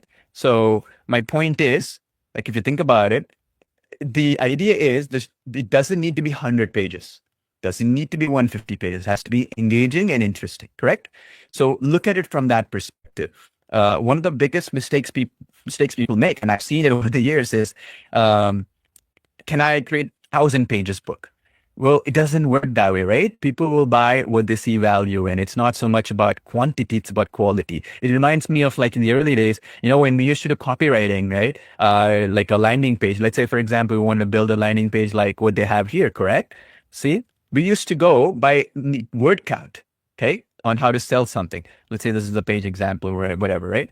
And now what we're finding out is that it's about getting as few words in as possible because people don't have the attention span to be able to go scroll down like 100 pages or whatever, correct? So similarly, what we want to think about when it comes to book publishing and other tasks that we want to do is actually minimalism, okay? Simplicity. How can we simplify it? How can we make fewer words convey the message we want to convey, because people don't have the capacity or mind power to go read 1,000 pages or 500 pages or 300 pages or 100 pages. We will get there with technology. We're going to make it better and better. We'll get there, but that doesn't mean that's going to sell. Understand that people don't value things based upon the page count. People value things based on how it applies to them, right? What they want to get and that sort of thing. Okay, does that make sense? Hope that is clear. And then the final thing I wanted to mention here from the side of things of basically the general idea of what we are trying to achieve here is process of elimination, not addition. Okay, I kind of wanted to mention this. So let me bring up Artistly. I'll show you what I mean by that. So you see here, if you go into Artistly, this is the screen, please, being shared. One sec. All right. So you see this, right? So here, what we are doing, if you basically look at it, you see this AI Storybook Studio feature that we've done. So one of the reasons why we did it, even though we have already AI design agents and we have script to storybook, multi-character storybook, and consistent character storybook, why did we create a new category here? Is the idea that we're planning on doing is that now we know already, right? Like we have data of every single person, what are they creating, what kind of storybooks they're creating. You know, we had suggestions on, can I create graphic novels with real people, not 3D cartoon style, for example, or whatever. Each will have its own process and step-by-step system, correct? When it comes to character consistency and all that. So our plan is to simplify this in this section to make it even more easier for you to do and even more streamlined. But understand that when we're trying to do it in this way, sometimes we'll need your feedback, okay? Because the idea is that what we think is easy might not be easy for you. So there might be, instead of 8 steps, we're going to make it 5 steps to simplify this for you. That sort of thing. So let us know. Don't be hesitant to let us know in feedback in our Facebook group and in basically, other areas. Like this is a Facebook group, artistly.ai/FP. If you haven't joined it already, subscribe to this YouTube channel. Obviously, if you haven't already, to keep getting updates on new ways, to get this stuff rolling. Now, the other thing I want to mention is right now, if you look at, for example, some of the things that we've added in, like AI bulk actions, where you can do 300 API conversion, like you pick something like this, let's say, for example, and then you go in and then you add, like you see, convert to 300 API. These kind of things, we're going to include that into the workflow itself, okay? We're creating a really cool workflow engine behind the scenes, which means that we can add and subtract things much more easier. Think of it like complicated workflows and stuff like that, but simplified for you, okay, step by step. That's going to be coming up as well soon from our direction. As I mentioned before, once we've perfected the consistency of the characters, which is next stage, is the multiple consistent characters, as Yash was mentioning, that's next coming up. And then also, as you saw here, we added that perfect text and image designer, that new feature with V6, it's going to give you perfect text, right? So these things will merge into all the features. What does that mean then?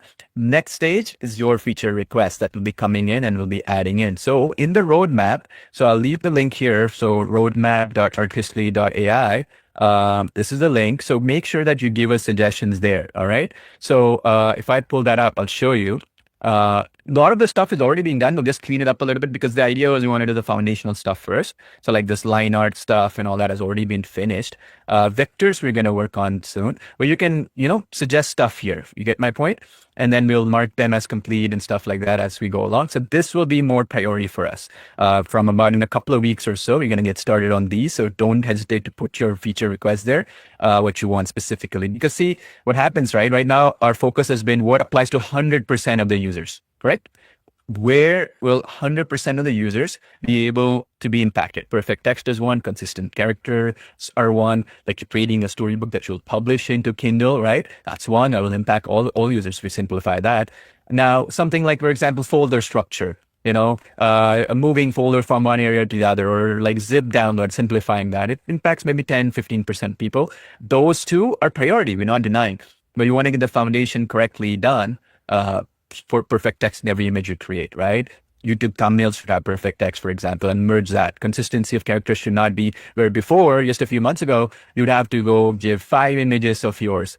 Train that for like 30 minutes, right? Wait and sit for 30 minutes until that image is going to create that consistency for you.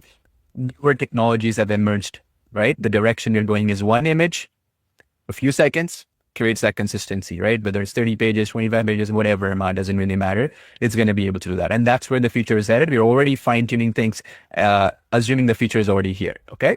So that's the other thing I want to mention. Hope that is clear. And the final thing that I wanted to mention here is that, see, we do these weekly trainings. It's me, Ali, Sid, or Yash, or somebody else.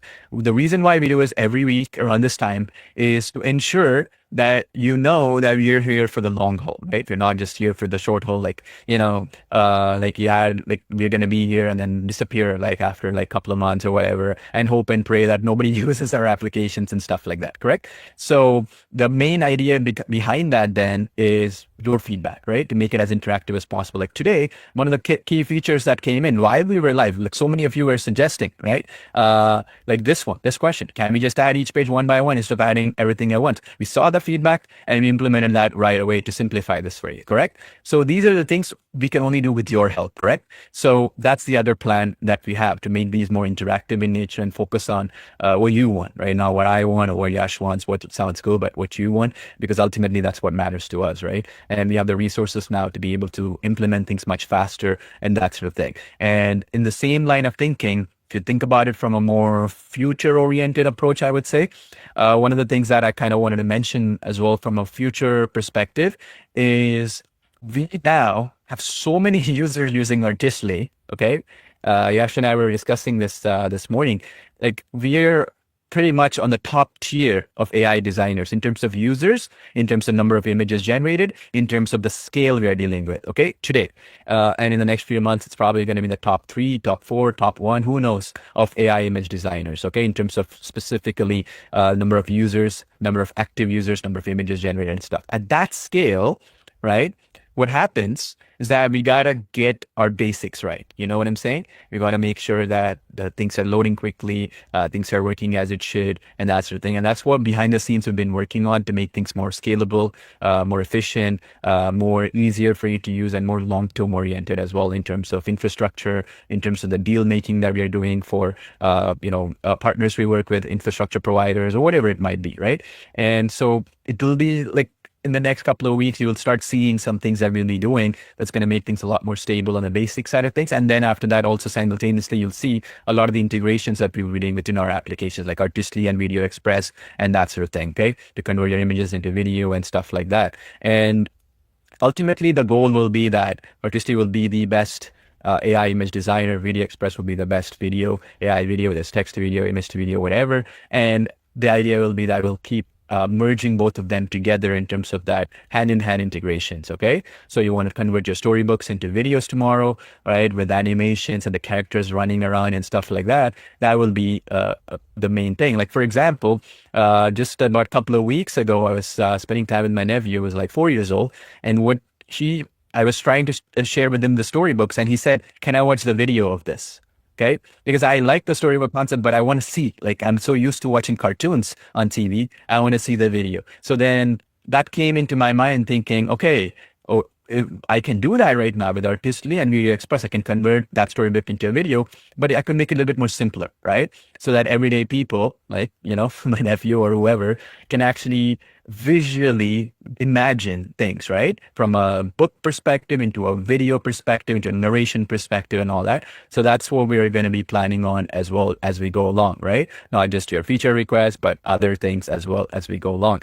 And I know I kind of ramble on these things, but I kind of want you to understand that behind the scenes, even though we say V6 or V whatever, right? V6.1 or whatever, reality is a lot of work is going to make things more stable, things more ability to handle a lot of the volume of users we're getting and all that. And that takes a lot of effort and time from our end to do the planning and that sort of thing. I'm telling you this because, when you come and you share feedback and let's say as feature suggestion, and it's not right away done in a week, understand that maybe we are doing other priority work to ensure that we can handle all the volume of users. Or let's say a new feature like that Storybook Studio that we created, it can create advanced stuff that no other platform can create. So thereby, what is the foundational stuff that we need to build? And that's another reason why I'm working behind the scenes on some of these things to simplify things for you, right? It's not about all the cool features too. It's about usability. How can you publish it easily? How can you simplify things and stuff like that? And 99% of the time, it's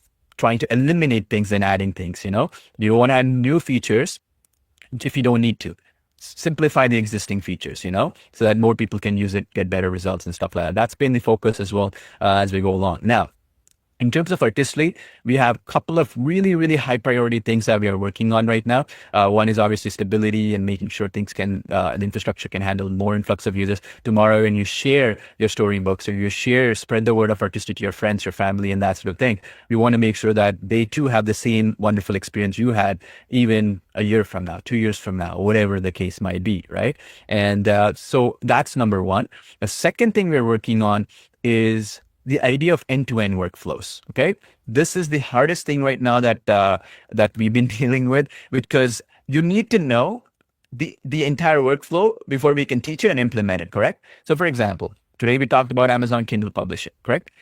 Unless you know how to publish one, unless you know what sells, unless you've been a purchaser of stuff like I have, like I buy books all the time, like 200 of these types of books right now, for example, right? So like if I'm buying it, what's causing me to buy them? What are some things I'm looking for? And more importantly, if I want to gift them to other people, what is it? So you have to be in both the chair of the buyer, so to speak, in the seat of the buyer, and also the seller, correct? And that's the key thing that separates us from everybody else, okay? You use any big platform out there, no matter what you want to name them, OpenAI, Midjourney, whatever. The point is that usability is generalized, correct? So that means, okay, if I told you, go to ChatGPT and go create a book for Kindle, you don't know where to start because it's too generalized. What we are working on is to simplify that workflow, and that is what will separate us from every other big platform. Maybe we are not going to be 90, like let's say, for example, we are equal to them in terms of the quality of images, quality of text, whatever, right? What's going to separate us and make us better and bigger is usability. Okay, that's what the focus is. And understand these training sessions and the tutorials we'll be adding step by step for these are focused on that area. And it might take you 30 minutes, 40 minutes, whatever of your time, but it will be worth your while because we're actually implementing stuff as we speak. Okay, the image ads that we create where millions of people watch and come to Artistly are generated within Artistly right now. The videos that we create most of the time are actually created within Video Express that reaches millions and millions of people who will potentially come and buy Video Express or watch that, right? So we're drinking our own Kool-Aid and we're testing it and implementing things. And why will that be of importance to you? Because of the best features will be actually usable features, not something we just copied from somebody just because it sounded cool. Because like 10 users want it. It's more like what will tens of thousands of users find value down the line, okay? So that's why sometimes it might take a little bit longer for us to implement something, but understand that when we're implementing it, it's from the focal point of how do you get your results and how to simplify things for you. And it's a working process, right? It's a work in progress all the time. You want to keep improving things every day. Like the iPhone version 1 to now, if you compare, it's a big difference, right? Back then it was revolutionary when version 1 released your touch screen because everything was pen-based, right? You needed to use one of these kind of pens to actually press the touch screen before it got released. Once touch screen came, and then there were new variations and stuff. There was 2G, 3G, 4G, 5G. That is the iteration cycle, right? To make things better. And we're going to be focusing on that. And you're not charging a monthly subscription, not telling you to buy an extra upsell afterwards, whatever you got. And you're in the future, new customers will probably pay more, they'll pay a monthly subscription, but every one of you will be grandfathered in for all these updates as we've always done. 6 version updates already for Artistly. Video Express had the second one, more to be coming, and that only helps us. The way we make money on is you spreading the word of mouth, and allowing other people to kind of come into our ecosystem, spread the good loud word and that sort of thing, right? That's what separates us from here. The community we have, like you folks coming in, taking the time, which we really appreciate. It's not taken lightly. The comments that you see, what we do after every live stream, we export all the comments from YouTube and Facebook and everywhere. And then we actually go through all the key points and then we actually note down in our checklist of things. Cause you see something live, it's one thing. And then if you tell you go email the suggestion, it's extra work on your part. We don't want you to do that extra work. We will do that for you. Don't worry. Okay. And we've streamlined that process as much as possible. Okay. So hope that is clear. Now, a couple of questions that came in. Yes, you want to answer them. I will give it to you here. So that we can do this. So this was one, is tutorials and workflows that's coming up, okay? I kind of wanted to bring this up because we were just discussing about this yesterday, me and Yash and our team. So what it is basically, see, tutorial is one thing, right? It should be such that you're not going to have to even watch the tutorial to be able to get the end result. That means success to us, correct? So tomorrow, let's say, for example, we streamline the AI story book studio, right? Let's say, for example, that new feature we've added in, it should be like, you don't have to watch the tutorial. You go step 1, step 2, step 3. Okay, I'm done, right? Now you got the idea. That is the ultimate goal.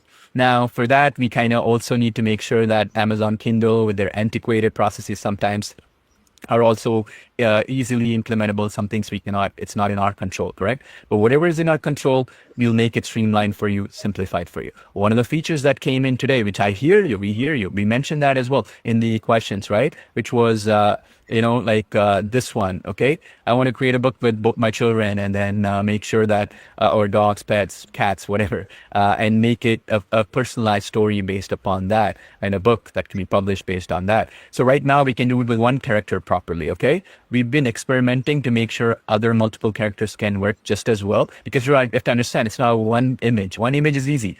30 at once with a storyline syncing perfectly, right? So we're still working on some behind the scenes stuff.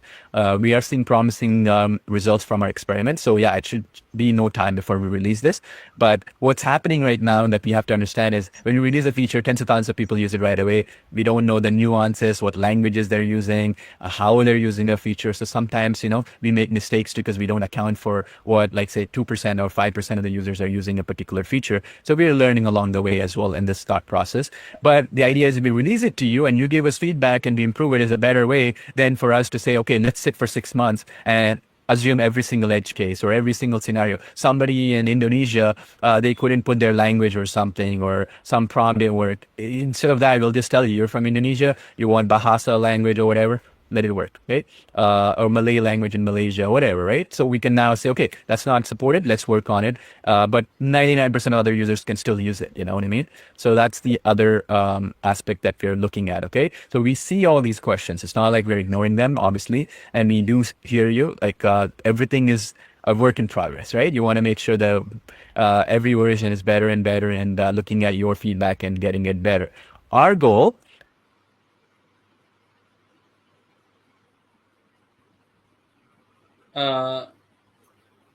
it's either my internet or thing, but I think Paul is paused for some reason.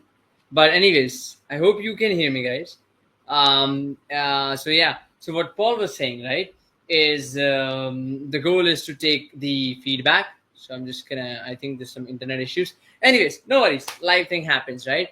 So what happens, right, is so what happens is we're gonna take your feedback, right? We're gonna take your suggestions and we're gonna take and improve upon it, right? And with that being said, I want to talk about like what are the things that are coming, so that you know what are the major things we're working on and priorities. Q4 is coming, big quarter, right? Now for personalized sales, personalized gifts, big one. I'm doing some research, and a lot of crazy things, right?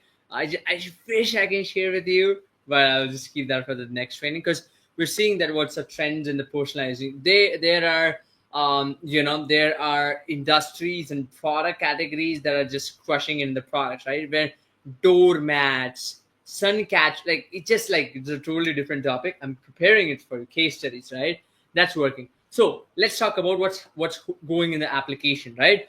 Probably Paul will be back. It's an internet issue, anyways. So number one, what we're gonna do is multi-character option, right? We hear you. Right now, the multi-character option, when you go to the consistent character, it makes the images a little bit plasticky sometimes. Fixed it. I'm amazed by the results. We're gonna implement it.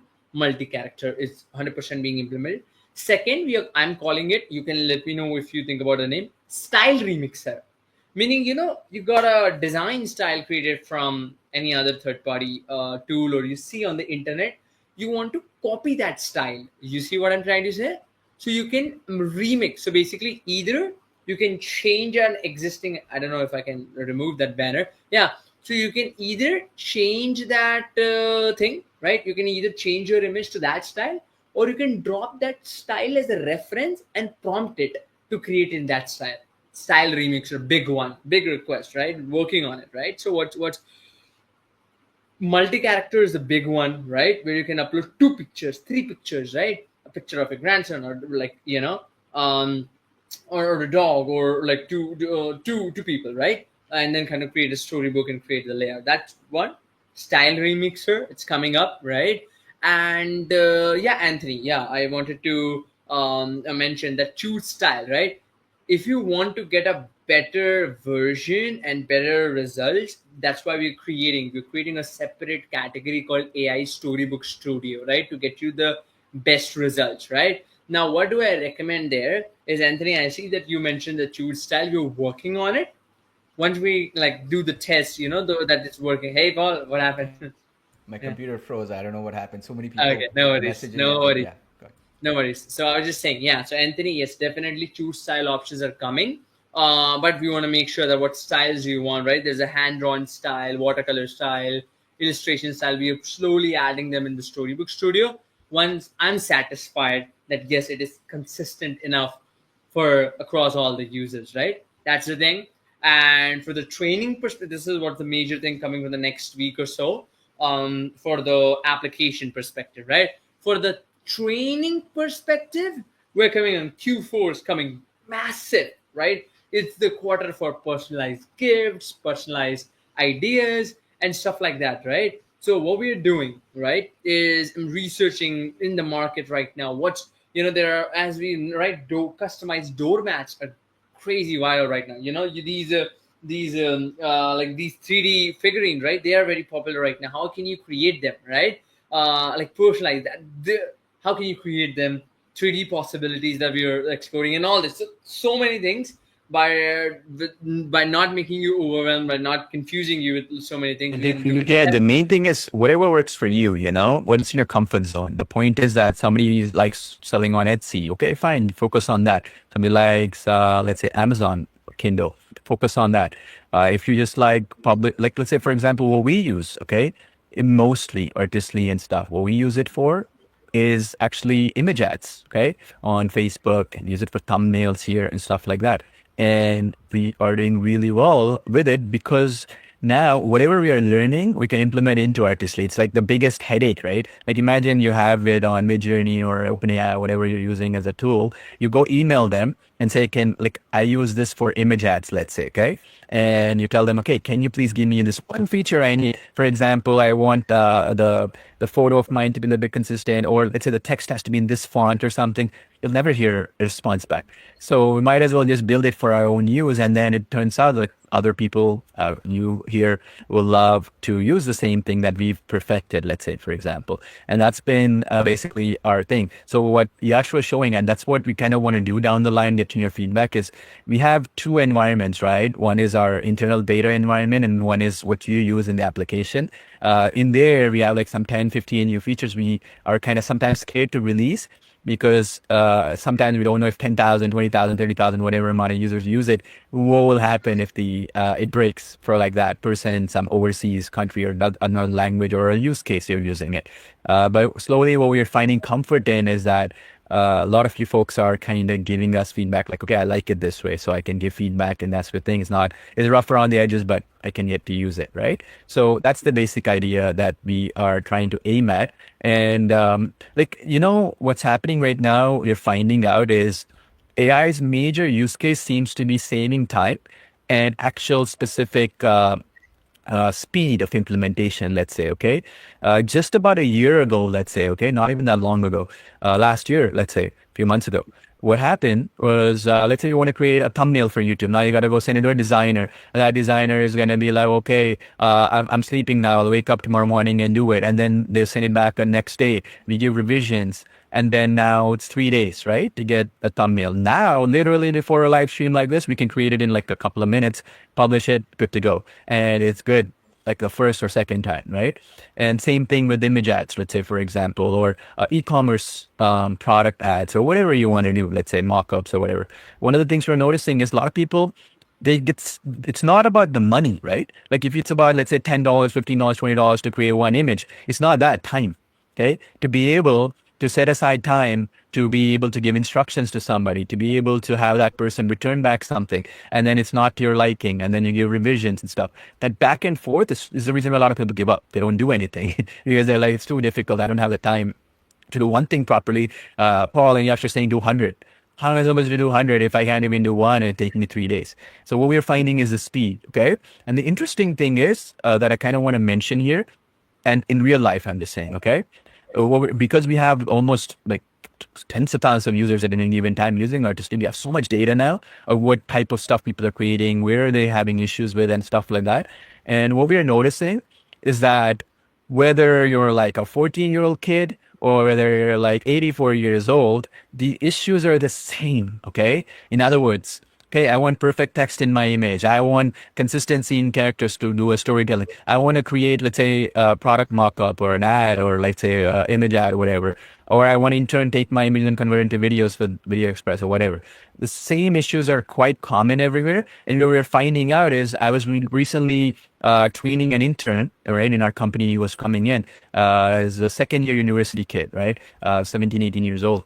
And what we're finding out is that when we train them, like about how to use our platforms and stuff, in a week, they're good. Like normally they'd have to go and learn in a university how to use Adobe Photoshop for like 2 years or 3 years or 4 years, how to use Adobe Premiere or whatever, right? We're finding out like these kids are learning in a week what would take even me, let's say 2 or 3 years before. And that means, just as an important thing I want to mention, it's like, I'll give you a perfect example. It's like having somebody know, if you're going somewhere, know how to use Google Maps, right? To reach a destination versus somebody not using Google Maps.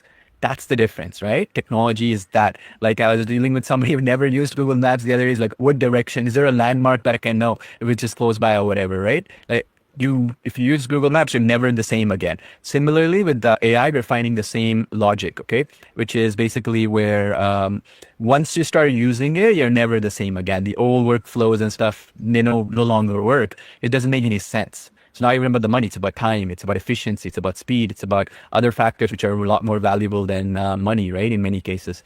So very interesting. I just want to pass on that information because what we are finding then is in the next couple of years, having knowledge of Artistly or Video Express or AI in general will set you apart from the people who are reluctant to adapt as quickly. And there is that friction, right? And we will simplify that process, obviously, for you down the line. And if you see today, right now, it's such a nascent industry, right? Like it's such a new industry. Like you can't even go and say, okay, I want to get the expert in image generation who's a prompting expert or something. I mean, nobody's out there that you can go and pick and choose and get. So brand new. There's like a handful of people in any kind of expertise right now. Similarly, what we're talking about, Kindle publishing using the power of AI, let's say. It's not like you can go and find people out there where you put a job post and I need an AI expert who create books for me on Kindle, let's say, and automate the process for me and deal with hundreds of these. No expertise. So in other words, when you're trained with it, you train other people, you'll have an edge too, regardless, whatever industry it is in. Okay. So that is something that is a big game changer for you to understand. I cannot stress this enough. I mean, sometimes I'm trying to get this point through to you. Please understand that you're in a brand new industry. Before ChatGPT, just so you understand, because we have PhDs in our team in machine learning and stuff, just so you understand, okay? AI was separated into two fields, okay? I'll write this down so you folks can understand. AI was in data science and basically it was also in robotics, okay? So I'll explain to you what that means, okay? Before ChatGPT released, okay? This was in 2019, 2020, 2021. So data science was basically where you go into, say, let's say a mall, and the guys are checking how many people entered the mall, okay, in a given day. And Fridays, there's a bigger rush. In the supermarket, what products are being chosen more often than other, right? That was data science. That's also AI, by the way, okay? And this was the case. Robotics is where like self-driving cars, right? Like your Waymo or like Tesla, the self-driving thing. All the research, let's say, I'll put this, all the research is put it into these two things, data science and robotics. Then generative AI came into place, okay? So let's just talk about that right now. So generative AI, okay? This is what Artistly does. This is what Video Express, this is what our applications do. This is what ChatGPT revolutionized, okay? And so what's happened is ChatGPT released, let's say 2023 January, like late 2022, right? So this is about 2.5 years ago or something, not that long ago. What changed here is that all the people who invested 5, 6, 7 years of their life on data science or self-driving cars are unable to master generative AI, even on the PhD level. Okay, very fascinating, right? So that means what's happening is the few people like yourself or like us who are investing a lot of time and resources on generative AI, whether there's images, video, audio, which is creative fields. Okay, very important to understand. Like if you do generative AI and you say, give me a medical diagnosis and it makes even 1% mistake, it's a big problem, correct? Law. Try to say, okay, give me a legal verdict on something, right? And it makes 1% mistake, not excusable. But generate me a storybook, creative, perfect, right? Generate me a narrative storybook, perfect. Generate me a video like that I can do have creative elements to it, perfect. Because why? Natively, it can do that really well, right? The idea of like creativity for that matter. So we've been investing a lot of our time into this. And what we're noticing is that there's nobody out there who is really investing the time we are investing in. Very, very few people, right? Maybe Google or maybe, let's say a couple of other companies like that, right? Not like everybody every day. Like you go to your local, like your dentist or your local doctor or like, let's say whoever, right? Your hairdresser or whatever. They don't understand anything here. They just heard about ChatGPT. They opened it up a couple of times. They use it once in a while, maybe once a month, once or twice a month or whatever. But they're completely missing out on this, okay? Which will become the norm in about a couple of years or so. It's a big, big thing for you to take advantage of, okay? And I understand sometimes it's a little bit painful. I understand it's kind of brand new for you. But imagine back in the day, right? Like in the 1980s, when IBM built this big computer, there were a handful of people who used it. Then came the personal computer from Apple and, and these folks. And then everybody started using it and it became a household thing, right? And same thing what's happening right now, which we are in the early stages, like the original iPhone or whatever. So as we are improving things, understand that in 2 years' time, 3 years' time, one of the biggest things people say is, am I too late to the bandwagon, right? Like, am I too late to selling on Amazon? Am I too late to do rankings on Google, let's say, for example, how to get top rankings on Google for traffic generation? Am I too late for social media marketing, let's say, as an influencer or whatever? Am I too late for YouTube? The thing is, yes, you're late for all of them, but this. Why? Because the technology is so brand new that it's all experimental in nature. There's no right answer, right direction.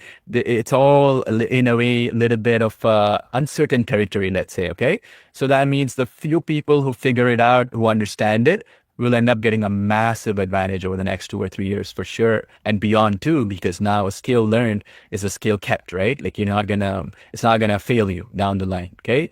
As an example, ever since Artistly came, I've not opened Photoshop even once. I would be using Photoshop almost every day before, right? Even though I'm not a perfect expert in it, I would still need to use it. I've not opened it even once since Artistly's release, okay? Especially the V4 release we did last year with editor and all that stuff, layers and stuff. Never used Photoshop. No need for it. And if I'm feeling that way, you can imagine how that will revolutionize an entire creative industry. We put Video Express, we're adding all the editor and layers and stuff. Never used Adobe Premiere or any one of these tools, which are video editing tools, too cumbersome and not AI first. You understand? Then I focused on AI or like AI video or AI video to sound, let's say, or background music. You get the point. So as time goes on and these other companies adapt, they'll be too late, you'll be too late as well, right? That's the reason why I'm saying the edge you're getting is worth the hassle today. It's worth that 30 minutes, an hour, you to show up to these live trainings and make it worth your while. Because I'm telling you right now, the amount of research that we're doing, amount of money we're spending, and we don't really, every single penny in profit that we make, whether Artistly, Video Express, any of our products, we're reinvesting back into R&D infrastructure to make it more easier for you and stuff, and not making profit. Why? Because I've already made my money, right? I've been doing this stuff for like 16 years now, and I've had enough success already. I want to do something that's really revolutionary and life-changing for a lot of people, right? And at that level, what happens is that we're related to any amount of money to get the best product through, correct? So again, that means, in other words, we're in the cutting edge, leading edge of what's happening in the industry today. That means that's good for you, okay? Because the problem solving that we're finding out we'll share to you, and you will understand what is the actual problems today. For example, okay, let me simply tell you, I'll write it down for you because sometimes visually and reading is better. The number one problem right now is consistency of characters for storybooks for, let's say, 30 plus pages, okay? So let's say this is the problem right now, as an example. We're actually dealing with it today, right? What happens once, initially we did 10 pages, then we did 20, then we did 25, and it was breaking the consistency a little bit at 25, meaning the two characters will not be the same. Like there's a beard in one, there's no beard in one, and stuff like that. And as we reached 30, we found the same hurdle, correct? And so what will happen is, as we time goes on, we'll do 40, then 50, then 60, then 70, 100 pages, whatever. Somebody else will come in, they'll promise you, okay, we can do 100 pages. And I can promise you, okay, they will completely fail at it because they don't even know what they don't know. You understand? Like, it's like somebody saying, okay, it takes 100 kilometers to go somewhere, and they assume it's only 1 kilometer because they can only see so far from their eyes, right? They don't understand in kilometer 20, kilometer 30, there's all these headaches and challenges. We are dealing with that every day, right? So what I'm trying to say is that these challenges that you see, like this 30 pages, when we do 50 pages, we'll be the only one in the industry who can do it. When we do 100, we'll be the only one accurately, perfectly. We'll be able to do it, and fast. That's the other thing. Okay, it's easy where you say, okay, you generated, come back 2 hours later, right? 5 hours later, right? But being able to do it in a few minutes, very big challenge too, correct? So again, that's another issue. The other one is perfect text, right? Huge, perfect paragraphs of text, right? This was a big challenge until we released it just last week as a feature, right? The perfect text feature within Artistry. So what's the challenge here? Well, it's easy to put one line of text, maintain it, whatever. You start putting paragraphs of text, like a poster, like let's say brochure, or let's say an invitation you want to send to people, right? Like a wedding invitation, or let's say birthday invitation, whatever. Now that requires a lot of things to be perfect, right? The font has to be perfect. The transition between the fonts has to be perfect. Photos have to come in there. Has to be images, text, everything, right? Natural. That is a challenge. And we figured it out after many, many, many months of headaches. We figured that out as well. And so what I mean to say is, when somebody says, a brand new company, no other research being done, like, oh, we can generate paragraphs of text, either they will not sustain themselves for too long because they're relying on other third-party platforms to be able to do it. They're not doing internal R&D, meaning you don't generate hundreds or thousands of images. They can't sustain the costs, obviously. The second type of company is not going to be sustainable, in a sense that the accuracy of it will be problematic, right? And so my point is that when you're in the cutting edge of this stuff and you're dealing with these day-to-day problems, you know too that your competition is doing the same issues, right? Other people are also facing the same issues. That means you know exactly where you stand in the competition charts, correct? So for example, if you're doing thumbnails, for example, right now, or you're doing, say, for example, e-commerce products or storybooks right now, today's topic, let's say, right? One of the key things is nobody in the industry can do 30 pages worth of consistent character-oriented storybooks, whether it's 1 character, 2 characters, whatever. When we add in multiple character consistency across 30 whatever pages, we'll be the first ones in the industry, right? So we've gone through all the headaches, all the edge testing, your feedback and stuff, and we added in. That means, think of it this way, simple common sense. Nobody is able to do it that quickly, right? Other people have to do it manually. They'll generate it, publish it, go and edit things, right? They don't like something, do it. They're going to spend a day to do 1 book. You can do many, right? Or similarly, let's say, for example, you only have Fridays free to be able to do this, or Saturday or weekend. You can do it. Well, other people will be like giving up, saying, look, I want to go watch Netflix now. It's too hard, this stuff. And they give up, right? You don't have to, because you know, with Artistry, you're getting the latest, greatest, cutting edge stuff, okay? That which we experimented a lot, broke our head, a lot of headaches to get that output. We might make mistakes in the process, right? Some things might break, some edge cases might not work, but at least we're trying, right? And a lot of other people out there, they're just going to say, okay, we're just going to do 50 pages just because Artistry has 30. Consistency will fail. Text quality will fail. Publishing to Kindle, like we said, will fail because it's just not going to make any sense when they're trying to do, because of the pain points that are happening across the board. So think of it this way, okay? There's 2 lines of thinking in AI right now, okay? One line of thinking, okay, and I'll write this down as well, is this idea of super intelligence, okay?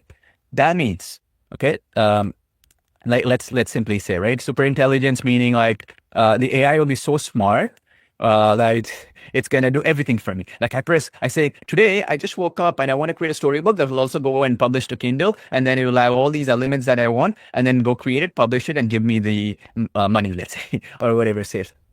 Not happening. Okay. Trust me, if we could create it, we would do it. And what's happening is that in that last mile, there's problems in consistency, creativity, problems in text quality, problems in, third-party applications you got to work with, like Amazon's Create, Kindle Create, all these other issues you're going to face, right? A lot of people don't even understand that. They just say, okay, I can do everything for me. If not today, in like next year. I don't want to wait next year for something that you're telling me could happen, right? I want to know what's happening today. That's the concept. Similarly, the other line of thinking, which we are big proponents of, is basically this idea of AI being a virtual worker or an assistant, okay?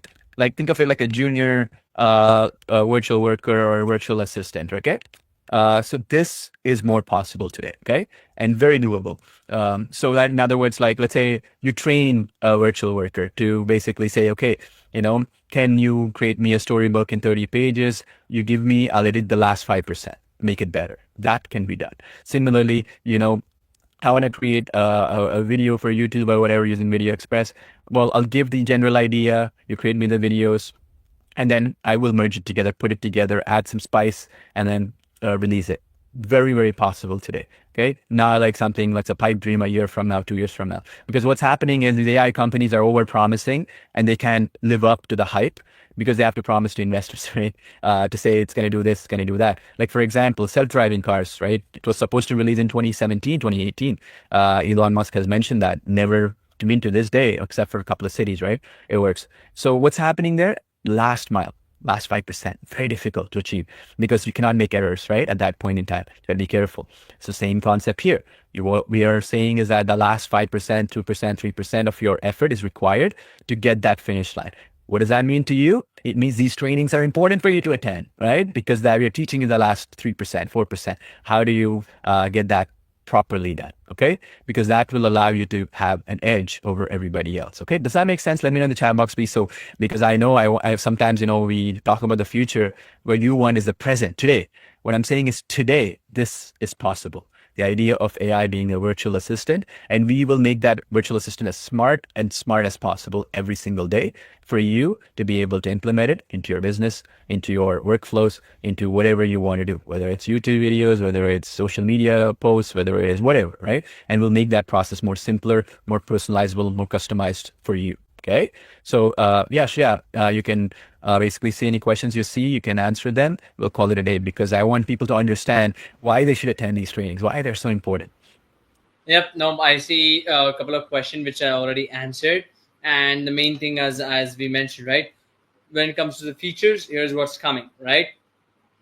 Multi-consistent characters, right? A complete upgrade for that. Style remixer, bring in your own style, right? That's something very, very important. And the perfect text and image rolling out to more accounts and stuff like that, right? So these three major priorities are coming up next, right? And when it comes to the weekly seminars and the trainings, we are going to be talking more about personalized gifts because Q4 is coming and it's huge for personalized gifts. You name it. We're seeing already the people started shopping early, right? And I just want to add one thing on this, Yash, okay? So folks, Yeah. very important, all right? Remember we talked about that scale thing, right? So scale issue, okay? I'll put this point, okay? One of the things that occurred, like I used to do e-commerce at a heavy level, right? During the COVID days and stuff, Yash was doing it, for those who are in part of our community would know, we're in many e-commerce verticals. Like Black Friday would come, right? Let's say Black Friday is released and then now there's this influx of people, right? In October, November, December, trying to buy whatever you have, gifts, like personalized storybooks. One of the biggest issues people have is they're like, I need Paul, like I know this is the best time. I want to get started right now. I want to do. And then they can't handle even 10 customers, 100 customers, 1,000 customers. So what we're teaching you today is scale friendly in that sense. What does that mean really? If Amazon Kindle, you have a book published, if 10,000 people order it, Amazon will do it in a day.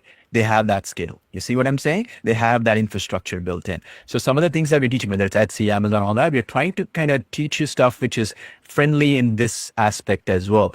Because oftentimes what we think is easy in the last mile that we talk about is very hard to achieve because we don't have the money, the infrastructure and all that kind of stuff. As I told you, When I was selling CD-ROMs, right, we used to put software in CDs. We used to put ebooks in CDs, like these videos in CDs and sell it back in 2008, 2009, 2010 when I was doing this stuff. I've been like the serial entrepreneur hustler, so I've tried everything. So one of the things that used to ship these CDs.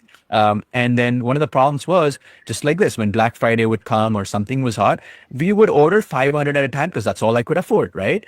And so 500 units would take up and get eaten up because it was a Black Friday week. Then the guy would say, look, the company would say, okay, 500 more you want it right now. It's going to take us 2 more months because we're busy. The Black Friday delivery, all this stuff. And you'd miss the boat, right? And now who's going to wait for another year? So just trying to say some of these things that we're teaching you is friendly in that sense as well. You do it correctly. It's going to be some headache, but the idea is that if you really want to scale up and succeed and make it worth your while, these platforms will actually assist you in that because they've already invested billions of dollars in this end. So when he's talking about gifts, right, we're going to be talking about trainings on how to do this as a storybook gifts or whatever it might be. How do you create with artistry? How do you publish it? We're keeping that in mind because see, you don't want to be in a scenario, put all that effort, right? And then you can't handle the orders or you can't handle the volume. You can't handle the shipping. Who's going to go sit in front of the garage and ship each book, right? All around different states, different countries and stuff. Not fun, right? So same logic. We're trying to look at it from that perspective of scale as well, because that means that even if it's a little bit more expensive in the end, that it will be worth your while to be able to go through all this headache, because even for us, right? And just an example, many times when we're doing artistry, we're doing feature updates and stuff like that. Whether it's a small feature or a big feature, the effort is almost the same, right? Because we got to test it equally. We got to make sure it's working across all languages or all users or different countries, regions, whatever.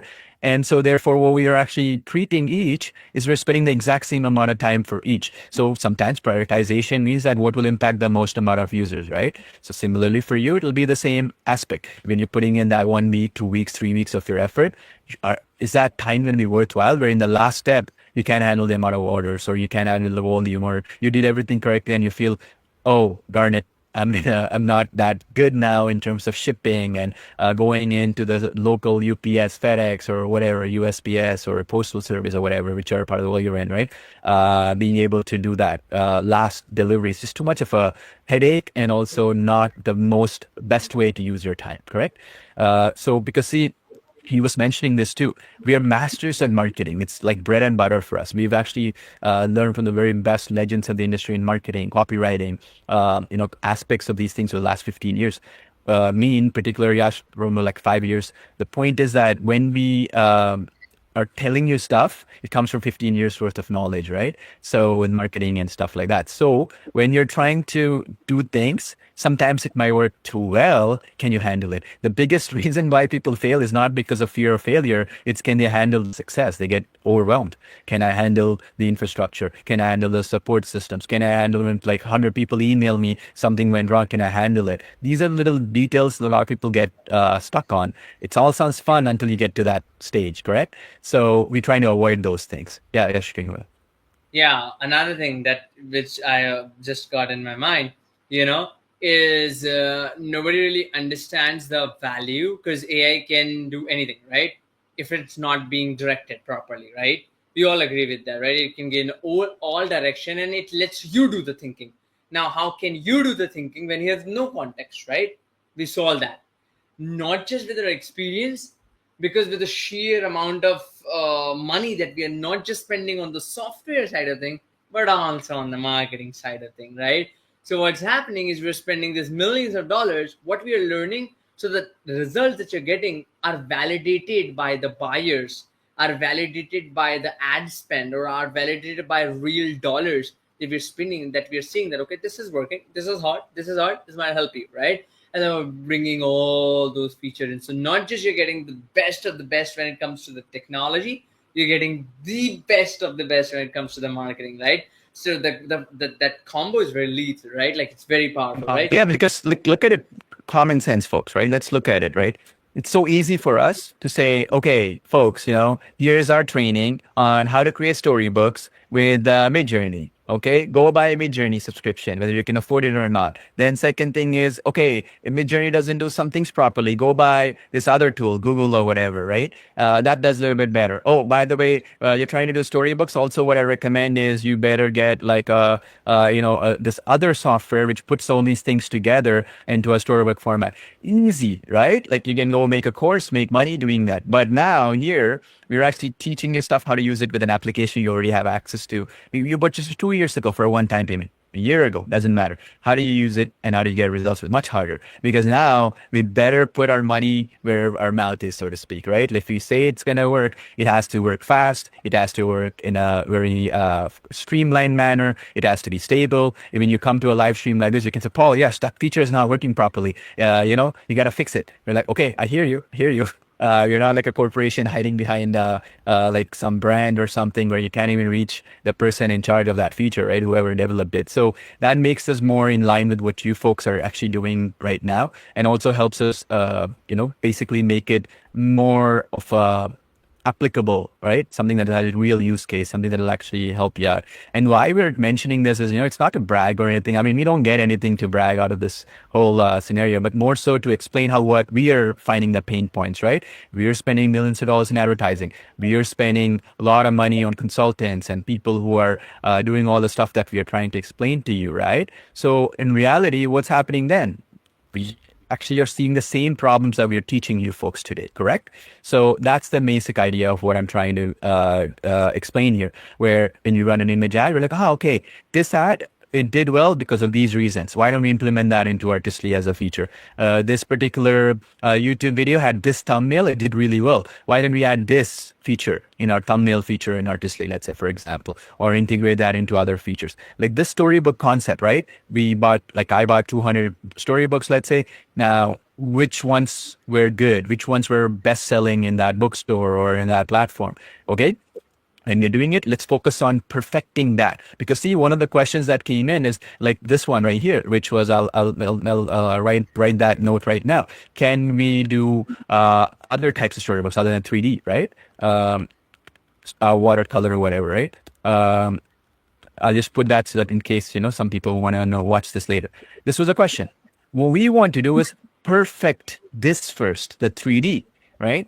3D thing should be perfect across, and you should start actually publishing them. And actually it's world class, meaning you can compare it to somebody who spent a month or 2 months or 3 months with a perfect designer or whatever versus what Artistly can generate, right, in a few minutes or whatever. The point is that you gotta still a little bit ways to go, which is consistency in multiple characters.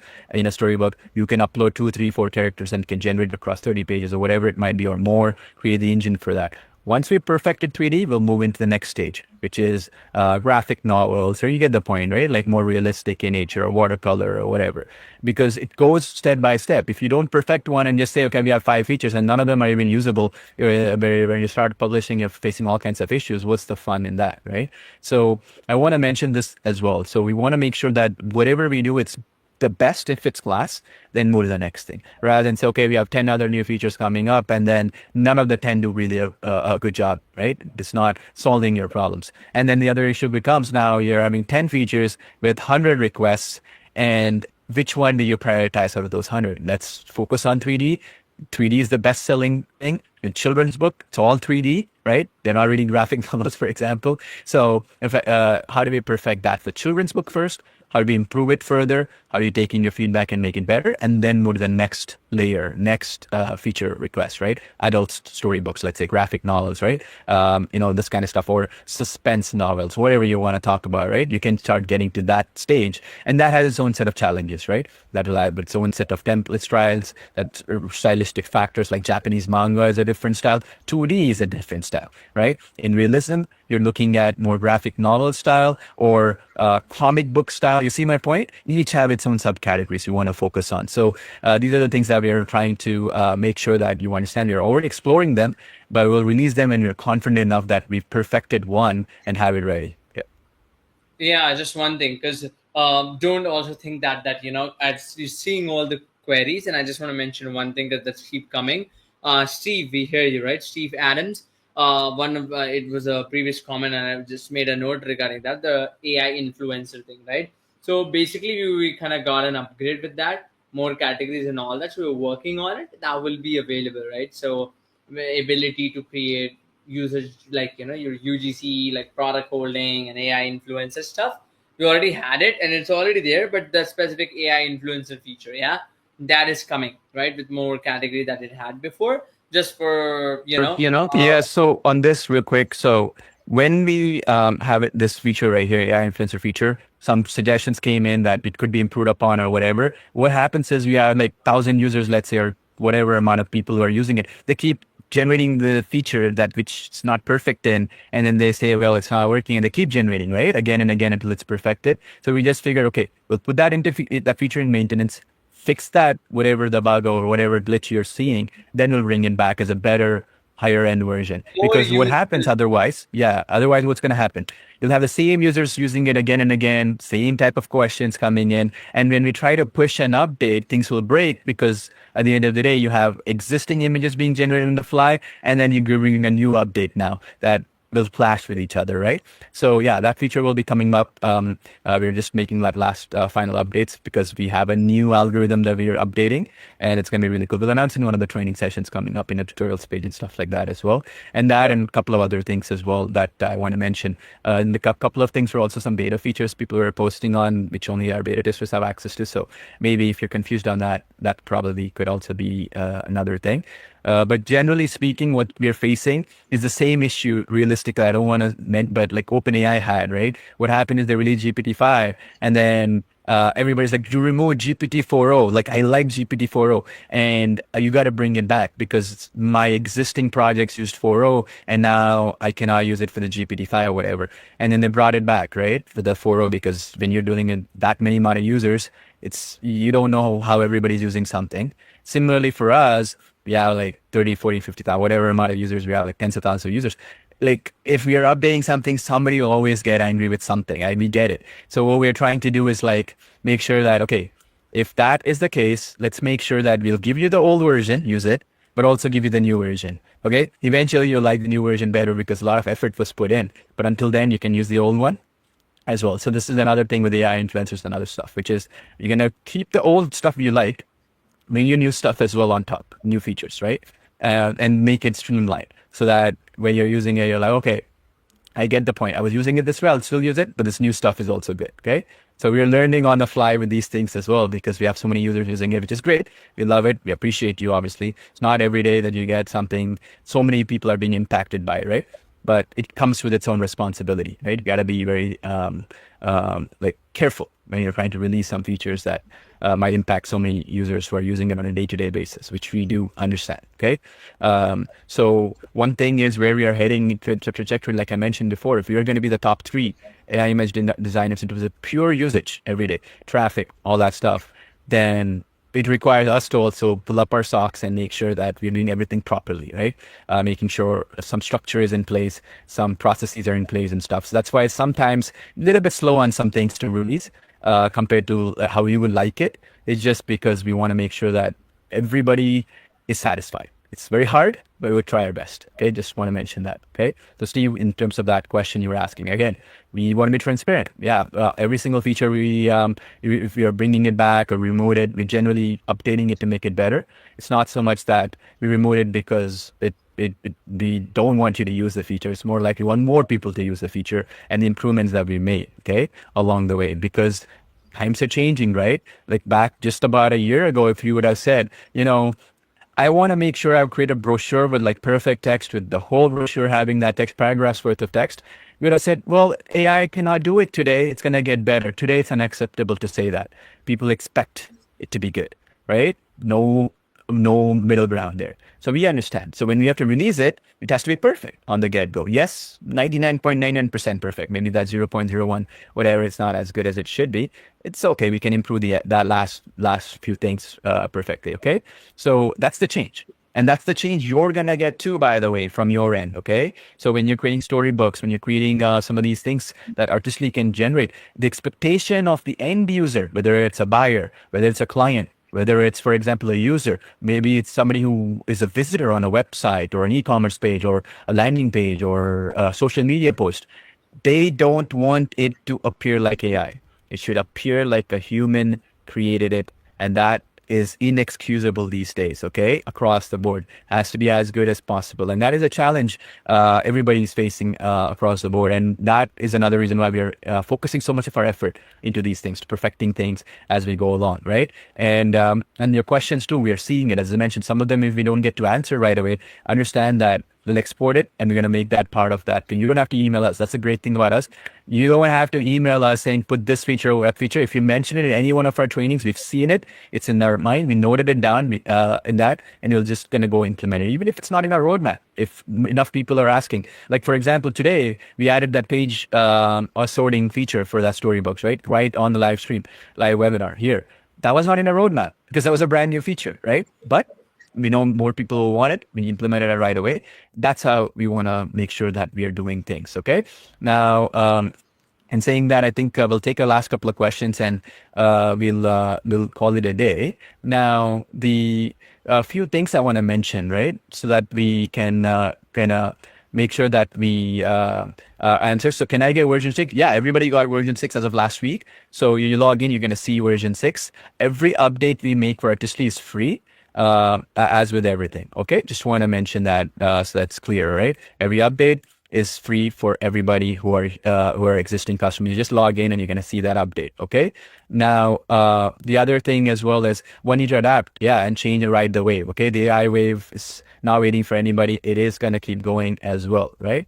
And the other thing as well that I want to mention is this idea of like quality of life improvements. Okay. What does that mean exactly? Where, say, for example, you want a folder structure, you try to move one thing to the other, it's not as fun as you want it to be.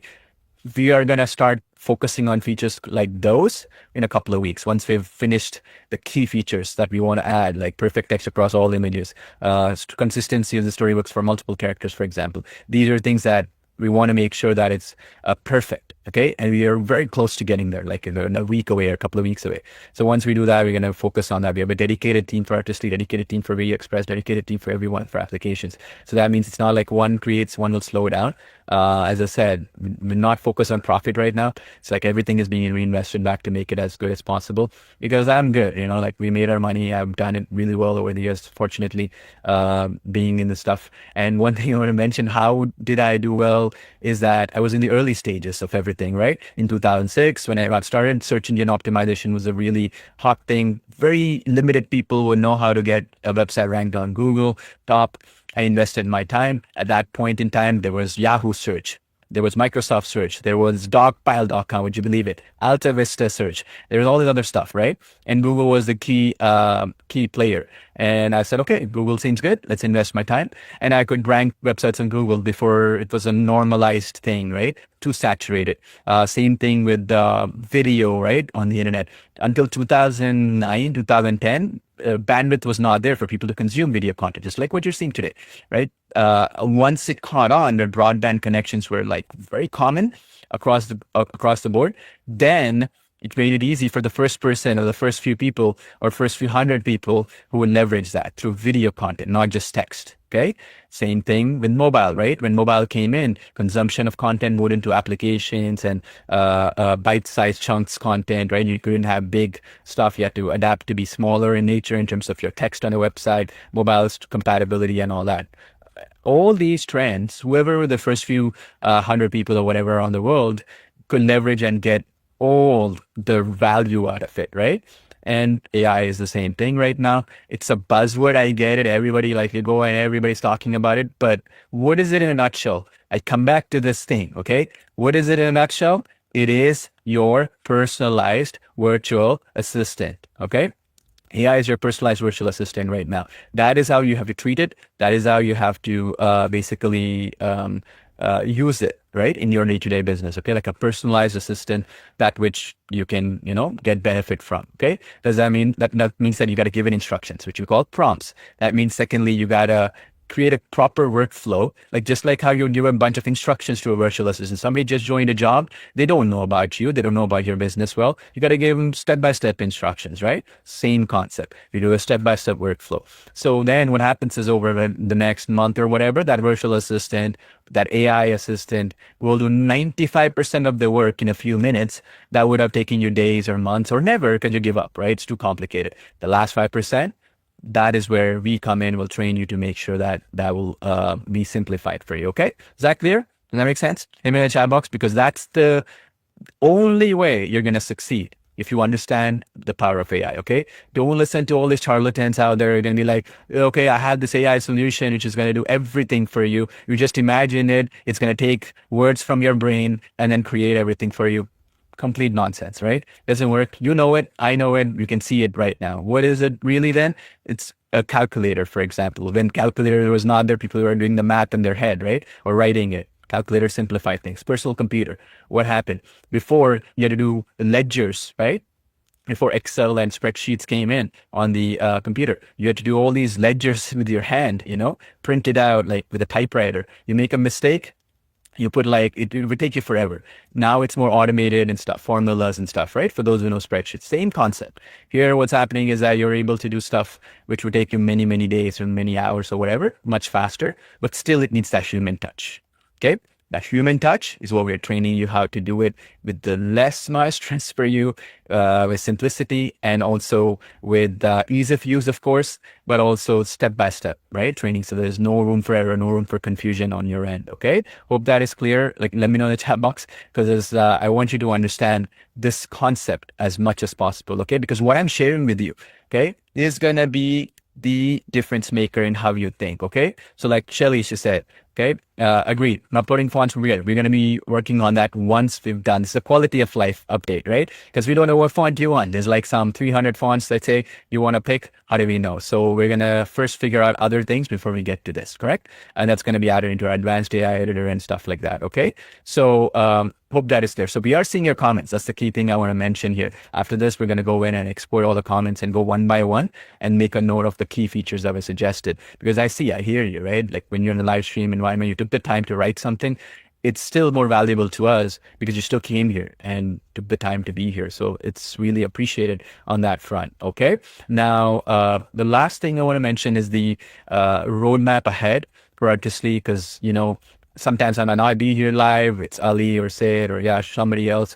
What's the plan here? I just want you to understand millions of dollars are being invested right now across all our applications to make them better, faster, easier to use and stuff. And we're not skimping on money. We're not skimping on infrastructure. We're not skimping on the amount of reach that we want to get, how much usage you want to get out of it. The only way that we can grow is if you spread the word of mouth. You really believe there's nothing out there in terms of quality, price, in terms of ease of use, in terms of the training and stuff that we're giving, correct? So for that to work, we have to take in your feedback, of course, and all that, but also we got to throw the big bucks, right? Because right now, I don't consider our competition to be any small company, but the biggest of biggest companies, right? Let's say a Google with their Nano Banana, let's say, or a Midjourney, or let's say OpenAI. These are really big players, right? They have unlimited money, right? Unlimited amount of resources, unlimited talent, like the best of the best people working for them. The only way we can beat them is not on these things, but rather usability, right? Instead of doing 1,000 different things, we can do those 10 things, but do it perfectly.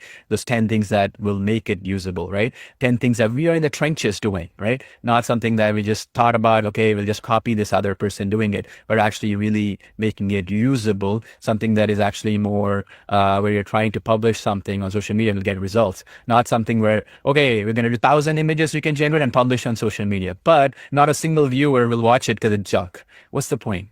So wastage of resources, wastage of server resources on our end, wastage of your time, and then you'll give up too because it's not getting any results. You'll just say AI is a waste of time. Whatever, this thing didn't work out, I'll move on to something else, right? That's not fun.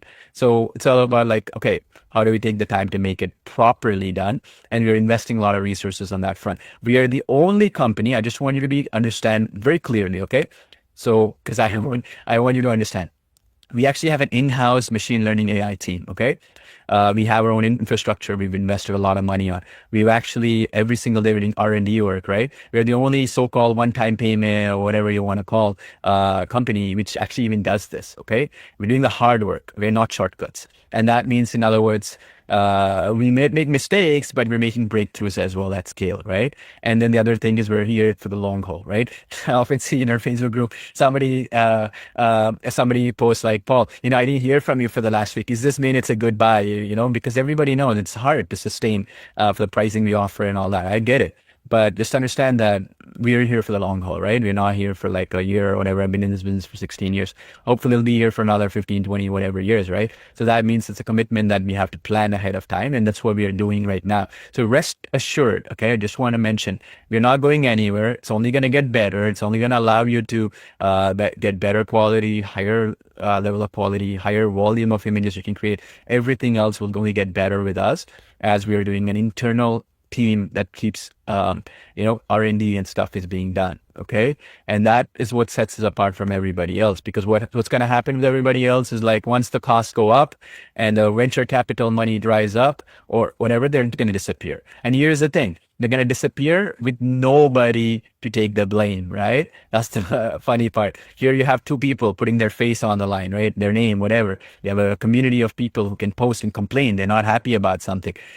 These unknown, faceless, whatever companies out there, they'll be gone and you'll never even know who to complain about or whatever. They'll just shut shop and then open up some other thing later on. You'll not even know who was behind them and you're gone for good, right? I've seen that happen over the last few years, many, many, many times. And hey, failure is okay, but trust gone is gone for good. You know what I mean? Like at least if you fail, do it where you don't hurt the people who invested money in you, time in you, build a community around you and stuff, right? So that's the goal here. And that's why we are focusing a lot on that. That's why sometimes I may not be available on these live streams because I'm working on that, right? Every single day. That's what we're being focused on from my end, right? To make it more stable, get a better quality experience for you, more stable experience. Like if you look at Artistly from version 1.0, 2.0, 3.0, it's been monumental, exponentially better. It's not like, okay, we made it 10% better. It's like infinitely better, right? Why? Because so much effort has been made to make sure that from all fronts, right? Whether it's money, capital, resources, infrastructure, team, quality of people training you, every element is covered. Okay. And that is what will set us apart also, because we're not taking shortcuts, right? We're looking at it from the long haul, right? And that's only going to make your experience better as well. Okay. So just want you to understand that, because we're doing the hard work. Okay. The tough challenges. It's not like we're just saying, okay, we're going to introduce something that we cannot sustain and you're going to have to remove it a month from now or whatever. And too bad, it is what it is. We're not looking at it from that perspective, looking what happens a year from now, what happens a couple of years from now, thinking already, planning ahead of time. Okay. So that hopefully will allow you to understand that your suggestions when we're putting it into play are something that we take very seriously, something that we really implement for the long haul, something that you will get to benefit for a long period of time. Okay. Kind of telling that in seriousness too, because so many fly-by-night companies out there, AI, like we know in the industry, like we know it's not sustainable, some of the stuff that they promise and they do, and then they'll be gone. And now you're going to be left with nothing to fall back on, correct? So that's the key thing. You'll see across the board what we are doing, and some of the features we've added in, you'll see it too, right? Some of the things we are improving our processes too as we go along. That's the key thing, right? Because we are in a stage where, okay, there's no real template to follow, right? It's like a new industry. Before, we would update our application once every 3 months, every quarter, right? Quarter updates. Now it's every week, every 2 weeks, right? And it requires a certain type of skill set, a certain type of processes in place, and we're improving as well. And maybe tomorrow it's going to be everyday updates. I mean, that requires a different set of planning and processes and stuff to make it better for you, right? So that you don't get overwhelmed. You're like, that feature, there's 10 other features now. How do I learn that? Shouldn't be the case, right? Should be able to press a button and like, okay, this new feature looks good. Let me try it. And you should be able to use it, right? 90% of the time. That's the goal. Okay. So anyway, yeah, should see anything? Yeah. Yeah. Just one little thing. I just got an idea, as we're already, right? Someone just sold like, ebooks, 5 ebooks, 6 ebooks, selling the cinematic ads and everything. What will be a good idea is, that green living off grid. We just got the comment, right? I was just went to your YouTube channel, right? And it gave me a really interesting idea. I'm going to share my screen, right, Paul? And this is Christy, right? So shout out to Christy. What we're going to do is going to be really, really powerful is as we teach and as we implement live breakdowns. What could you do better? How could you, implement those, when it comes to designing thumbnails, getting more reach, getting more views, getting more eyeballs, getting more reach, improvising on what you're already building, titles, thumbnails, and everything, to get most out of it. You see why? Because now, because you're implementing, you should be growing, right? And growth comes from feedback. Feedback. Just Yeah. feedback. Let's open it up. I'll explain because I know this industry pretty good because I've written copy for this before in the past. So hey, this is a pretty. Hopefully, it'll be useful for you and So, everybody Christy, else. this Okay. is for you. Yeah. Okay. Who is this, Christy? Yeah. Okay. All right, Christy. So let's go click here. Okay. So what's your thing? Green living off grid, right? So that's the industry. Okay. So now everything is fundamentals in marketing, right? Like stuff, whether it's video, whether it is a product you're selling or whatever. So now, what is your target market? Who is your target market? Let's discuss this. Okay. So I'll give you an example. Okay. One of the greatest copy ever written in the off grid space for a solar company. Okay. This I know this because a friend of mine wrote for this one and was part of this company. Anyway, but like anyway, so the idea was they tested everything. They're like, solar has tax credits. They mentioned like basically if you put solar off grid, if let's say for example it'll be cheaper, correct? Because over time it's going to pay for itself or whatever. They've tried also where solar is green, right? It's better for the environment. Nothing converted. Okay, didn't do well. They changed the reframing, okay? Or we like to call neuro linguistic programming, NLP, right? It's foundations of our marketing. What they changed, okay?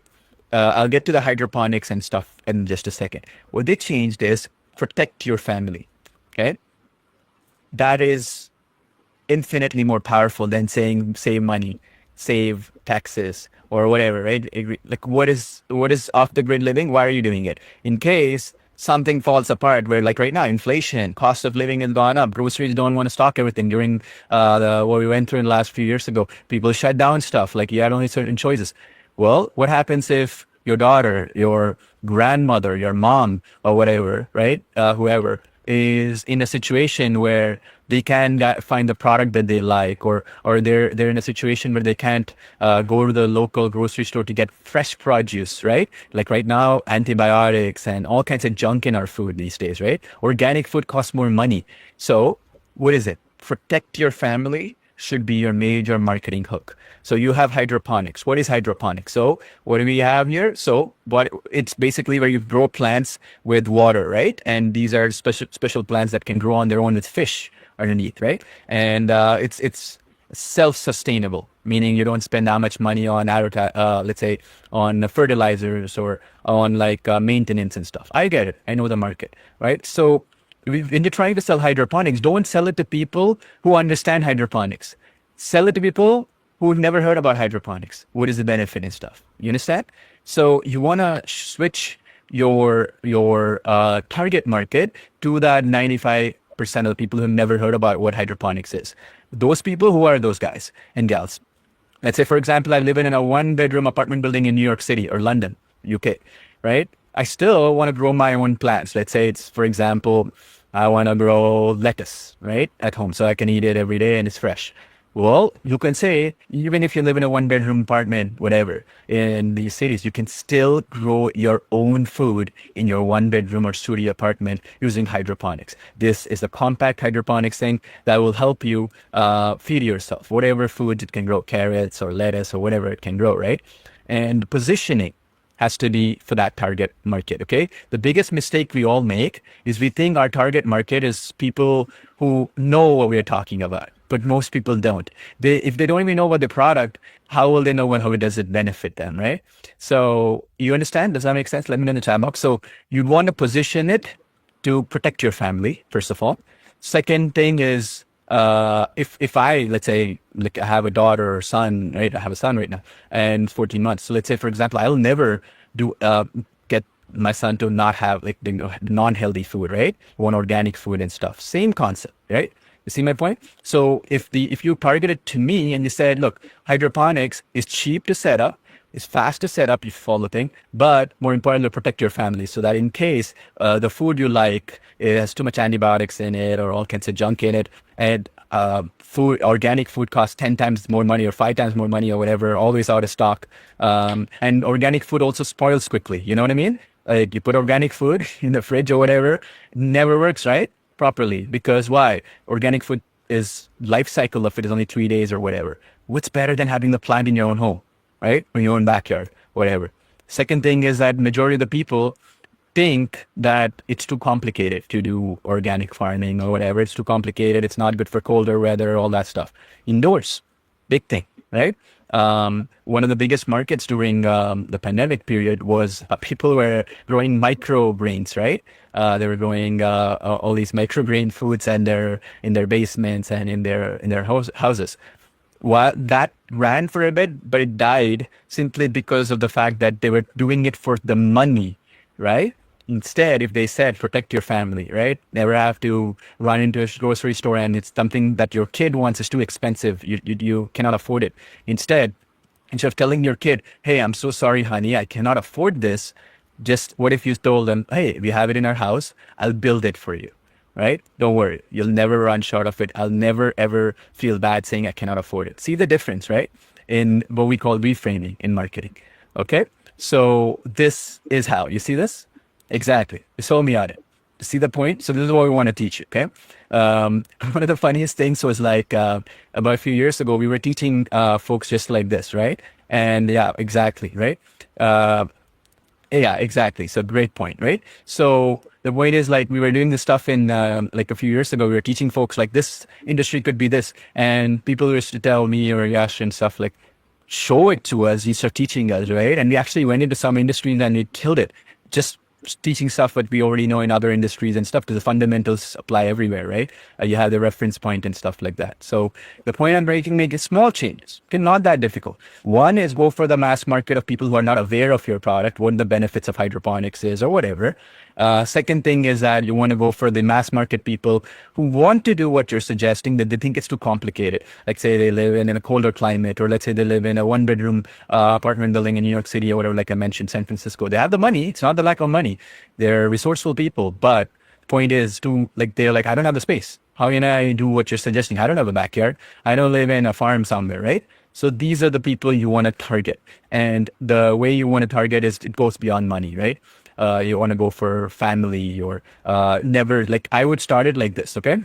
So if I'm writing it, right? I went to this grocery store. I wanted to buy the organic, whatever, carrots or lettuce or whatever. Avocado. We saw a roll of lettuce was $8. Okay. I went and told my little son, I'm sorry, I cannot afford it right now. We cannot afford it right now. Okay. And therefore, we decided not to go. And while I was driving back from the grocery store, I felt guilty, right? I felt guilty that I couldn't take care of my family just because of an $8 lettuce or whatever, and things are getting more expensive. Then I decided to take matters into my own hands and grow my own food so that I can never, ever tell that to my son or daughter or whatever, right? Again, much better way to present what you're talking about because everybody understands it. It hurts, right?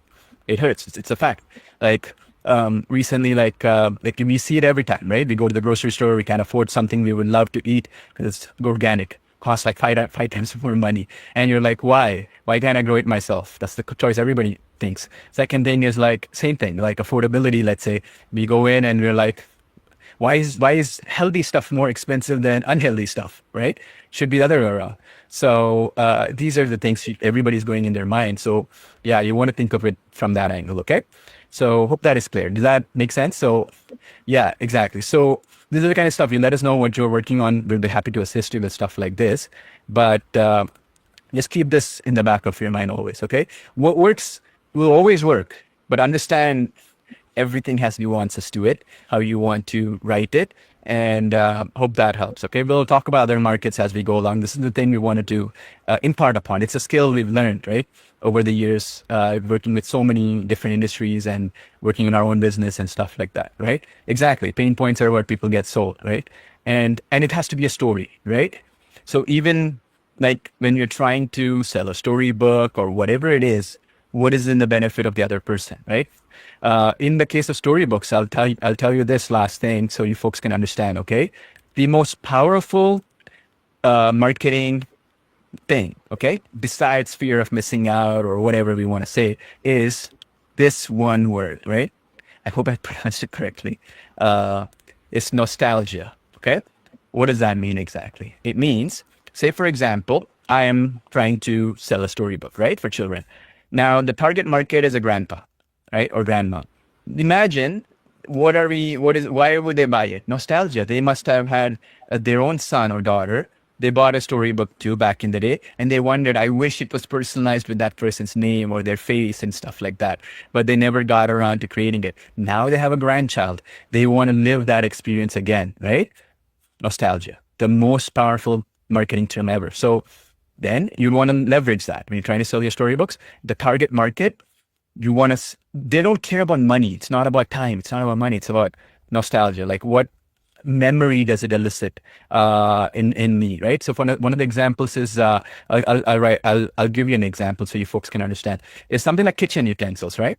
Like spatula, stuff like that, right? At least you'll understand it better if I say it. Okay. Let's say I have a spatula, right? I want to sell a spatula. Like, there's two ways to do it. This is the best spatula because it's more efficient, cook faster, it's like heat proof, blah, blah, blah.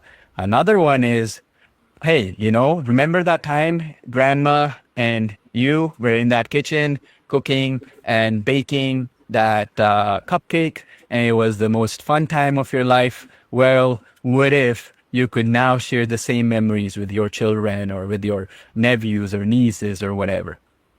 One is the features and benefits. One is nostalgia, right? The most powerful form of marketing out there that you can ever do, right?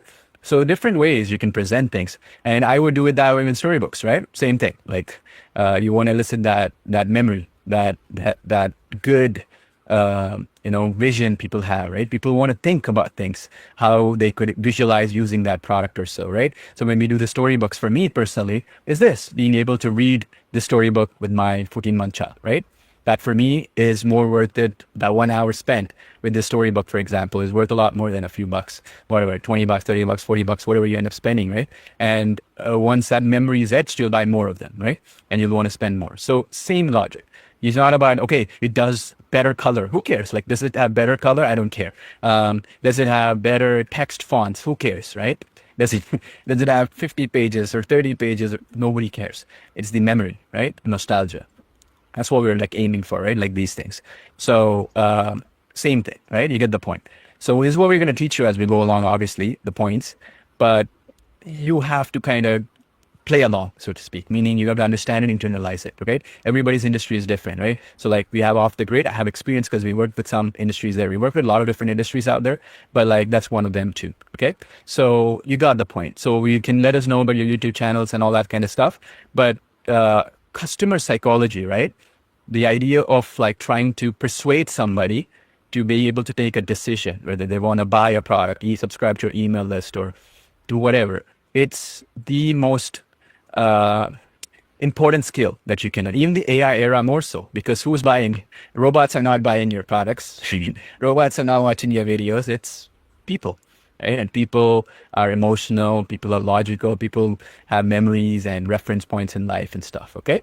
So that's the basic idea I want you to understand. Okay. And we'll go over other industries as well as we go along. But hopefully, Christy understood it. Christy, you found value in it. Okay. Please understand that. Like, I'm trying to tell you that at the end of the day, 95% of your customers don't know what hydroponics is. They don't know what off-the-grid living is. They think it's too complicated. They think it's out of their reach because they don't have enough space. They live in a colder climate, whatever.